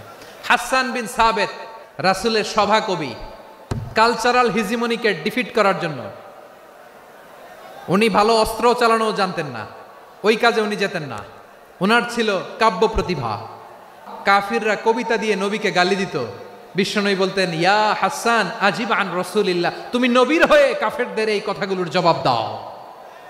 বিশ্বনবীর একটা মিম্বার ছিল, বিশ্বনবীর মিম্বারের পাশাপাশি মসজিদে নববীতে এই হাসান বিন সাবেতের জন্য বিশ্বনবী একটা স্পেশাল মিম্বার বানিয়ে দিয়েছেন। এখান থেকে তুমি জবাব দাও। এবং বিশ্বনবী বলেছেন, আল্লাহুম্মা আইয়িদহু বিরূহিল কুদুস, আল্লাহ হাসান আমার পক্ষে জবাব দেয়, তুমি জিব্রাইল মারফত তাকে সাহায্য পাঠাইয়া দিও। রাসূল সাল্লাল্লাহু আলাইহি ওয়াসাল্লামের সভা কবি, the poet of the prophet, নবীর কবি। উনি কবিতা দিয়ে এমন উচ্চাঙ্গের ভাষায় কবিতা দিয়ে তিনি জবাব দিতেন, কাফিরদের গা শিহরে যেত, তাদের হৃদয়ে আগুন ধরে যেত। তাহলে এরকম কবিরও দরকার আছে না নাই? এখন যাকে আল্লাহ দিছে কাব্য প্রতিভা, এরা যদি আপনি যুদ্ধের ময়দানে পাঠান হবে? যারে দিছে সুরেলা গলা, এরা যদি অ্যাম্বাসেডর বানান হবে না। হাসান বিন সাবেত ছিলেন বিষ্ণু ইসলামের কবি। হুযায়ফা ইবনুল ইয়ামান বিশ্বনবীর গোয়েন্দা বিভাগের প্রধান। কিসের প্রধান? হুযায়ফা ইবনুল ইয়ামান। ওনার ছিল ডিটেকটিভ মাইন্ড, গোয়েন্দা বিভাগের প্রধান। এবং উনি হচ্ছেন সাহিবু সিররি রাসূলিল্লাহ, রাসূল সাল্লাল্লাহু আলাইহি ওয়াসাল্লামের গোপন তথ্যের ধারক বাহক। নবীর যেই কথা কেউ জানে না, সব হুযায়ফার পেটের ভিতরে ছিল। সুবহানাল্লাহ পড়েন। মদিনার যত ইহুদিদের একটা লিস্ট ছিল, এই লিস্ট শুধু দুইজন জানতো, বিশ্বনবী আর হুযায়ফা। গোয়েন্দা বিভাগের হেড ছিল। খন্দকের যুদ্ধে প্রচন্ড আজকের মতো শৈত্য প্রবাহ, মাটি খনন করতে করতে সাহাবীদের পেটে ক্ষুধা নাই, দাঁড়াইতে পারে না নামাজের জন্য, এত ক্লান্ত, ক্লান্ত শ্রান্ত। বিশ্বনবী বললেন, কে আছো? এই কঠিন শীত, এই ভয় আর ক্ষুধার মধ্যেও খন্দকের পরীক্ষার টপকে শত্রু শিবিরে যে আমাকে তথ্য দিবা, কে আছো? কারো গায়ে শক্তিই নাই যে দাঁড়াবে, কেউ দাঁড়ায় না। বিশ্বনবী তখন নিজে হুযায়ফাকে ডাক দিলেন, হুযায়ফা, যে আমাকে আজকে শত্রু শিবিরের তথ্য এনে দিবে, সে জান্নাতে আমার মোরাফাকা, আমার সঙ্গী হবে। হুযায়ফা রাদিয়াল্লাহু ইবনুল ইয়ামান জীবনের ঝুঁকি নিয়ে এই ক্ষুধা, শৈত্য প্রবাহ, কোল্ড ওয়েভসকে উপেক্ষা করে পরীক্ষা টপকে শত্রু শিবিরে যে সবার কথাগুলো চুপে চুপে শুনে বিশ্বনবীর দরবারে এসে গোয়েন্দাদের মতো তথ্য সরবরাহ করেছে। বিশ্বনবীর গোয়েন্দা বিভাগের প্রধান হুযায়ফা ইবনুল ইয়ামান ইন্টেলিজেন্স বিভাগ চালাতেন। মুনাফিকদের নাম ওনার কাছে ছিল। মুআয ইবনে জাবাল মদিনা রাষ্ট্রের সবচেয়ে সিনিয়র আমলা ছিলেন। আমলাতন্ত্র চিনেন তো? প্রশাসনিক কাজ যারা চালায়, অ্যাডমিনিস্ট্রেশন বোঝেন না? The department of administration. মদিনার রাষ্ট্রের সিনিয়র আমলা মুআয ইবনে জাবাল মুতাখাসসিসুন ফিল হালাল ওয়াল হারাম, হালাল হারামের স্পেশালিস্ট ছিলেন। বিশ্বনবী উনাকে ইয়ামানের গভর্নর করে পাঠাইছেন। বলেছেন ইন্নাকা তা'তি কওমান আহলা কিতাব, এমন গোষ্ঠীর কাছে যাবা এরা ইহুদি নাসারা, আগে শাহাদা পড়লে এরপরে নামাজের দাওয়াত দিও, নামাজ পড়লে যাকাতের দাওয়াত দিও। গভর্নরের অ্যাটিটিউড যেমন থাকে তেমন অ্যাটিটিউড ধরে রেখো। সুবহানাল্লাহ পড়েন। তাহলে মুআয ইবনে জাবালকে দিয়ে বিশ্বনবী কবিতা লেখায় নাই, চিঠি লেখায় নাই, আজান দেওয়ায় নাই। সুবহানাল্লাহ পড়বেন না? সব শেষ সাহাবী বলি আবু হুরায়রা রাদিয়াল্লাহু তাআলা আনহু, বিড়ালের বাবা, কি করতেন? খালি হাদিস মুখস্থ করতেন। উনি বলতেন আলজামু রাসূলুল্লাহ আলা মিল ইবাতনি, আমার শুধু পেটের ক্ষুধার বন্দোবস্ত হইলে আমি নবীর সঙ্গ ছাড়তাম না। আমার আনসার সাহাবারা ক্ষেত খামারের কাজ করতো, আমার মুহাজির সাহাবারা ব্যবসা করতো, আর আমি নবীর সাথে সাথে থাকতাম। শুধু সকাল বিকাল দুই বেলা যদি আমার খাবারের বন্দোবস্ত হয় আমি আর নবীর লক ছাড়ি না। সুবহানাল্লাহ কইবেন না?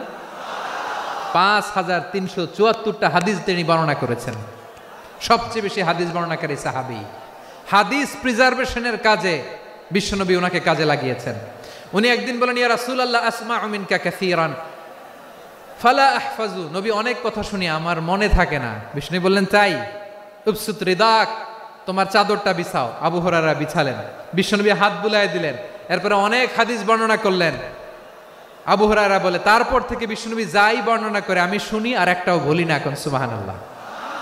বিশ্বনবী ওনাকে হাদিস প্রিজার্ভেশন, নবীর এই যে লক্ষ্য হাদিস প্রিজার্ভেশনের এই দায়িত্ব দিয়েছেন সাইয়েদনা আবু হুরায়রা রাদিয়াল্লাহু তাআলা আনহুকে। প্রিয় ভাইরা, তাহলে 10 জন সাহাবীর কথা যে বললাম, আপনারা কি খেয়াল করেছেন কত বড় ট্যালেন্ট হান্টার, চৌকস ট্যালেন্ট হান্টার ছিল আমার নবী। এক একজনের এক এক ট্যালেন্ট এক এক কাজে অ্যাসাইন করেছেন, এক একজনকে এক এক দায়িত্ব দিয়েছেন, এক একজনের প্রতিভাকে এক একভাবে বিকশিত হওয়ার সুযোগ দিয়েছেন। আওয়াজ করে বলেন ঠিক কি না? এখন আমার পর্দার আড়ালে আমার মায়েরা বলবে এতগুলো পুরুষ সাহাবীর কথা বললো, নারী সাহাবীরা কি কিছু করে নাই?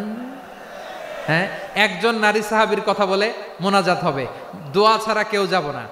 রুফাইদা আল আসলামিয়া রাদিয়াল্লাহু তাআলা আনহা, ওনার বাবার নাম সাআদ আল আসলামি। বিশ্বনবী কি খেয়াল করলেন দেখেন, সাআদ ছিল মদিনার বড় ডাক্তার। এই নারী সাহাবী রুফাইদা বাবার কাছ থেকে চিকিৎসা বিদ্যা শিখেছেন। যখন শিখছে বিশ্বনবী দেখলেন আমার তো প্রতি সপ্তাহে সপ্তাহে যুদ্ধে আহত সাহাবীদের সেবা দিবে কে? বিশ্বনবী রুফাইদাকে বললেন রুফাইদা তুমি মসজিদে নববীর পাশে একটা মেডিকেল ক্যাম্প করো। এই যে সাকিনা আদ্দিন মেডিকেলের আমার ছাত্রী বন্ধুরা শুনে রাখো, তোমাদের আইকন হচ্ছে এই রুফাইদা আল আসলামিয়া। বিশ্বনবীর ডিরেকশন অনুযায়ী তিনি মসজিদে নববীর পাশে একটা মেডিকেল ক্যাম্প করলেন এবং আহত সাহাবাদের চিকিৎসা উনি ওনার টিম নিয়ে দিতেন। বিশ্বনবীর পরামর্শে উনি আনসারি এবং মুহাজির মহিলা সাহাবীদেরকে নিয়ে একটা স্পেশাল মেডিকেল টিম গঠন করলেন। খায়বার যুদ্ধে 7ম হিজরিতে যখন বিশ্বনবী যায় উনি ওনার টিম নিয়ে আসলেন, বললেন ইয়া রাসূলুল্লাহ আমরা তো তলোয়ার চালাতে পারি না, আমরা তো তীর মারতে পারি না, আপনি যদি অনুমতি দেন খায়বার অভিযানে আমি আমার টিম নিয়ে মেডিকেল টিমের সেবাটা সার্ভিসটা দিতে চাই। পড়েন সুবহানাল্লাহ। বিশ্বনবী অনুমতি দিলেন, যোদ্ধা সাহাবীদের সাথে রুফাইদা আল আসলামিয়া উনিও মেডিকেল টিম নিয়ে অগ্রসর হলেন। খায়বারের প্রতিটা আহত ইনজুর্ড সাহাবী যারা ইনজুরির শিকার হয়েছেন সবাই রুফাইদা আল আসলামিয়ার এই মেডিকেল ক্যাম্প থেকে চিকিৎসা সহায়তা পেয়েছেন। সুবহানাল্লাহ পড়েন। দেখেন কিভাবে বিশ্বনবী ট্যালেন্ট বাছাই করতেন। আপনি অবাক হবেন, বাহরাইনের মেডিকেল ইউনিভার্সিটিতে রুফাইদা আল আসলামিয়া মেডিকেল প্রাইজ অ্যাওয়ার্ড প্রতি বছর দেয়া হয়। যদি 8 দিনের এই মেডিকেল আমার বোনেরা যদি জেনে থাকো জানো, না হলে নতুন করে জানো, সার্চ দিও রুফাইদা আল আসলামিয়া মেডিকেল অ্যাওয়ার্ড বাহরাইনের ইউনিভার্সিটিতে দেওয়া হয়। প্রিয় ভাইয়েরা, তাহলে আলোচনার সামারি আমরা করি। বিশ্বনবী যেভাবে হিউম্যান রিসোর্সকে ম্যানেজ করেছেন, যার যেখানে প্রতিভা কাজে লাগিয়েছেন, আমরাও যদি করি আমাদের বাংলাদেশের চিত্র আমরা পাল্টে দিতে পারবো। আমরা শুরুতে শুনেছি মানুষের আছে অসীম সম্ভাবনা, প্রতিটা মানুষ অনন্য, যত্ন নিলে, যথাযথ পরিচর্যা করলে মানুষ বিশ্ব জয় করতে পারে, ঠিক কিনা? আমাদের হাফেজে কোরআনের সামনে দাঁড়াতে পারে এমন কোন হাফেজে কোরআন আল্লাহর জমিনে জন্ম হয় নাই। গোটা বিশ্ব কাঁপিয়ে তারা সেরা, আমাদের ক্রিকেটাররা সেরা, আমাদের তৈরি পোশাক শিল্প সেরা, এরকম অনেক অনেক সেরা জিনিস আছে, আমরা এগুলোর নার্চারিং করতে পারি নাই, পরিচর্যা করতে পারি নাই, সঠিক তারবিয়াতের অভাব। তাহলে মানুষের অসীম সম্ভাবনাকে কাজে লাগাতে হবে, ঠিক কিনা বলেন? ইউনুস গভর্নমেন্টকে আমি বলবো, অল্প সময়ের জন্য আপনারা এসেছেন, সংস্কারও করতে হবে, আবার নির্বাচনও করতে হবে। সব সংস্কার হয়তো করতে পারবেন না, যতটুকু পারবেন এর মধ্যে আমাদের যে হিউজ ম্যান পাওয়ার, আমাদের যে মানব সম্পদ, হিউম্যান রিসোর্স, এটাকে ডেভেলপ করে আপনাদের যেতে হবে। যেটা পারবেন না সেটাকে পরবর্তী নির্বাচিত গভর্নমেন্টের কাছে রেখে যেতে হবে, যে তারা যেন করে, তাদের কাছে আপনারা এটা রেখে যাবেন। তাহলে মানুষ চাইলে বিশ্ব জয় করতে পারে, আর মানুষকে হারাতে পারে কেউ? আল্লাহ আমাদেরকে জনসংখ্যা দিয়েছেন প্রিয় ভাইয়েরা, এই জনসংখ্যা অনেক বড় সম্পদ, এটা আমাদের জন্য অভিশাপ নয়, আশীর্বাদ। আমাদের জনসংখ্যাকে যদি আমরা জনশক্তিতে রূপান্তর করতে পারি, আজকে বাংলাদেশ যে অবস্থানে দাঁড়িয়ে আছে, বাংলাদেশ তার 20 গুণ উন্নতির শিখরে চলে যাবে, চিল্লায় বলো ঠিক কিনা? আমাদের শ্রমিক ভাইয়েরা বাইরে কাজ করে, আমাদের শ্রমজীবী ভাইয়েরা, প্রবাসীরা, তাদের ব্যাপারে গুরুত্ব দিতে হবে। আমাদের শ্রমের দাম সবচেয়ে কম, সবচেয়ে কম। তারা এম্বাসিতে গুরুত্ব পায় না, এয়ারপোর্টে গুরুত্ব পায় না, এই সরকার অবশ্য তাদেরকে অনেক গুরুত্ব দিচ্ছে। আমাদের অদক্ষ শ্রমিককে যখন আমরা দুবাই পাঠাই, অল্প বেতন পায়, কিন্তু ইন্ডিয়ানরা দক্ষ শ্রমিক পাঠাইলে তার 3 গুণ বেতন পায়। আমরা আমাদের শ্রমিকদেরকে অদক্ষভাবে আর পাঠাতে চাই না, দক্ষ শ্রমিক পাঠিয়ে আমরা রেমিটেন্সের বন্যা বইয়ে দেব। তাদেরকে সবচেয়ে গুরুত্ব দিতে হবে। আমরা পেয়েছি ফ্রিডম ফাইটার, মুক্তিযোদ্ধা, আর আমার প্রবাসী ভাইরা হচ্ছে রেমিটেন্স ফাইটার, জোরে বলো ঠিক কিনা? তাহলে আমাদের এই জনশক্তিকে জনসম্পদে ট্রান্সফর্ম করতে হবে। সরকার জনগণকে এভাবে পলিশ করতে হবে। মা বাবারা ছেলে মেয়েদের মধ্যে কার কোন যোগ্যতা, তাকে ওইভাবে কাজে লাগাতে হবে। সবার এ প্লাস পাওয়ার কোনো দরকার নাই। আমাদের দেশে একটা টেন্ডেন্সি আছে, পরীক্ষায় এ প্লাস না পাইলে কই তুই কি করলি, পাশের বাড়ির ছেলে এ প্লাস পাইছে, যা ওর পা ধোয়া পানি খা। খাওয়া নাই, এগুলার খাওয়া নাই, ওরে আল্লাহ এ প্লাস পাওয়ার জন্য বানাইছে, আর আপনার ছেলেকে এই এ প্লাস গুলারে নিয়ন্ত্রণ করার জন্য আল্লাহ বানাইছে। ওকে দিয়ে আল্লাহ কি করবে আপনি জানেনই না। একটা এ প্লাস, একটা এ গ্রেড একটা মানুষের জীবনকে ঠিক করে দিতে পারে না। আপনার ছেলেকে আল্লাহ অন্যদিকে যোগ্যতা দিয়েছে, ওদের মনোবল ভাঙবেন না, খবরদার। যাকে দিয়ে যেটা হবে তাকে দিয়ে সেটা করতে হবে, তার প্রতিভাকে সেভাবে কাজে লাগাতে হবে। তাহলে আমাদের এই জনসংখ্যা জনসম্পদে রূপান্তরিত হবে। আমাদের সরকারের তত্ত্বাবধানে আমাদের 18 কোটি জনগণ দক্ষ জনশক্তিতে রূপান্তরিত হোক, আমরা চাই কি চাই না? আমরা ভালো মানুষ, শ্রেষ্ঠ মানুষ হতে চাই কি চাই না? ওই জাপানিজদের মতো সৎ, ওই ইউরোপিয়ানদের মতো কালচার্ড, আমাদেরকে আল্লাহ তাআলা কোরআন সুন্নাহ অনেক কিছু দিয়েছেন। যেহেতু বর্তমানে আমরা দেখছি তারা সৎ, তাদের মধ্যে ভ্যালিউ আছে, সেগুলো আমাদের মধ্যে আনার দরকার আছে না নাই? আর ইসলাম দিয়ে আমাদের জীবনকে সাজাতে হবে, ইসলাম দিয়ে আমার পরিবারকে সাজাতে হবে। ইসলাম থেকে, কোরআন থেকে প্রেসক্রিপশন না নিলে জীবন সুন্দর হবে না। কোরআন থেকে প্রেসক্রিপশন না নিলে সমাজ সুন্দর হবে না। কোরআনের প্রেসক্রিপশন না মানলে রাষ্ট্র সুন্দর হবে না। কোরআনের প্রেসক্রিপশন অ্যাপ্লাই না করলে শুধু দুর্নীতি দমন কমিশন দিয়ে দুর্নীতি বন্ধ করা যাবে না। এজন্য কোরআনের আইন আমরা চাই কি চাই না? প্রিয় ভাইয়েরা, হিউম্যান রিসোর্স ডেভেলপমেন্ট, মানব সম্পদের উন্নয়ন, আমাদের সরকার যেন এদিকে নজর দেয়। আমরা যেন এই ব্যাপারে যত্নবান হয়ে উঠি। যাকে আল্লাহ যে যোগ্যতা দিয়েছে, এই যোগ্যতা দিয়ে আমরা যেন ইসলামের জন্য, দেশের জন্য কাজ করি। আমরা যেন আমাদের স্কিল ডেভেলপ করি, আমাদের পটেনশিয়ালকে ডেভেলপ করি। মোরালিটি, ভ্যালিউজ নিয়ে শায়েখ আহমদুল্লাহ আলোচনা করেছেন, এগুলো দিয়ে যেন আমরা আমাদেরকে সাজাই। আল্লাহ তাআলা আমাদের দেশকে তুমি নিরাপদ করো, আমরা পড়ি আমিন। আল্লাহ আমার 18 কোটি জনগণকে তুমি জনশক্তিতে রূপান্তরিত করো, আমিন। আল্লাহ আমরা হাতে হাত রেখে, কাঁধে কাঁধ মিলিয়ে, ভাইয়ে ভাইয়ে যেন এই দেশকে গড়তে পারি, আল্লাহ তুমি তৌফিক দান করো, আমরা পড়ি আমিন। শুন, আমরা আমাদের জনসংখ্যাকে জনসম্পদে ট্রান্সফর্ম করি। আমাদের জনসংখ্যাকে আমরা যেন জনশক্তিতে রূপান্তরিত করি। জনসংখ্যাকে ট্রান্সফর্ম করে জনশক্তি দিয়ে আমরা যেন আগামীর বাংলাদেশ, স্বাধীন বাংলাদেশ 2.0 কে গড়ে তুলি। আল্লাহ তাআলা আমাদের সবাইকে কথাগুলো বোঝার আমল করার তৌফিক দান করুন। হাযা মা ইনদি ওয়াল ইলমু ইনদাল্লাহ আলাইহি তাওয়াক্কালতু ওয়া ইলাইহি উনীব। সুবহানাকাল্লাহুম্মা ওয়া বিহামদিকা আশহাদু আল্লা ইলাহা ইল্লা আনতা আস্তাগফিরুকা ওয়া আতুবু ইলাইক।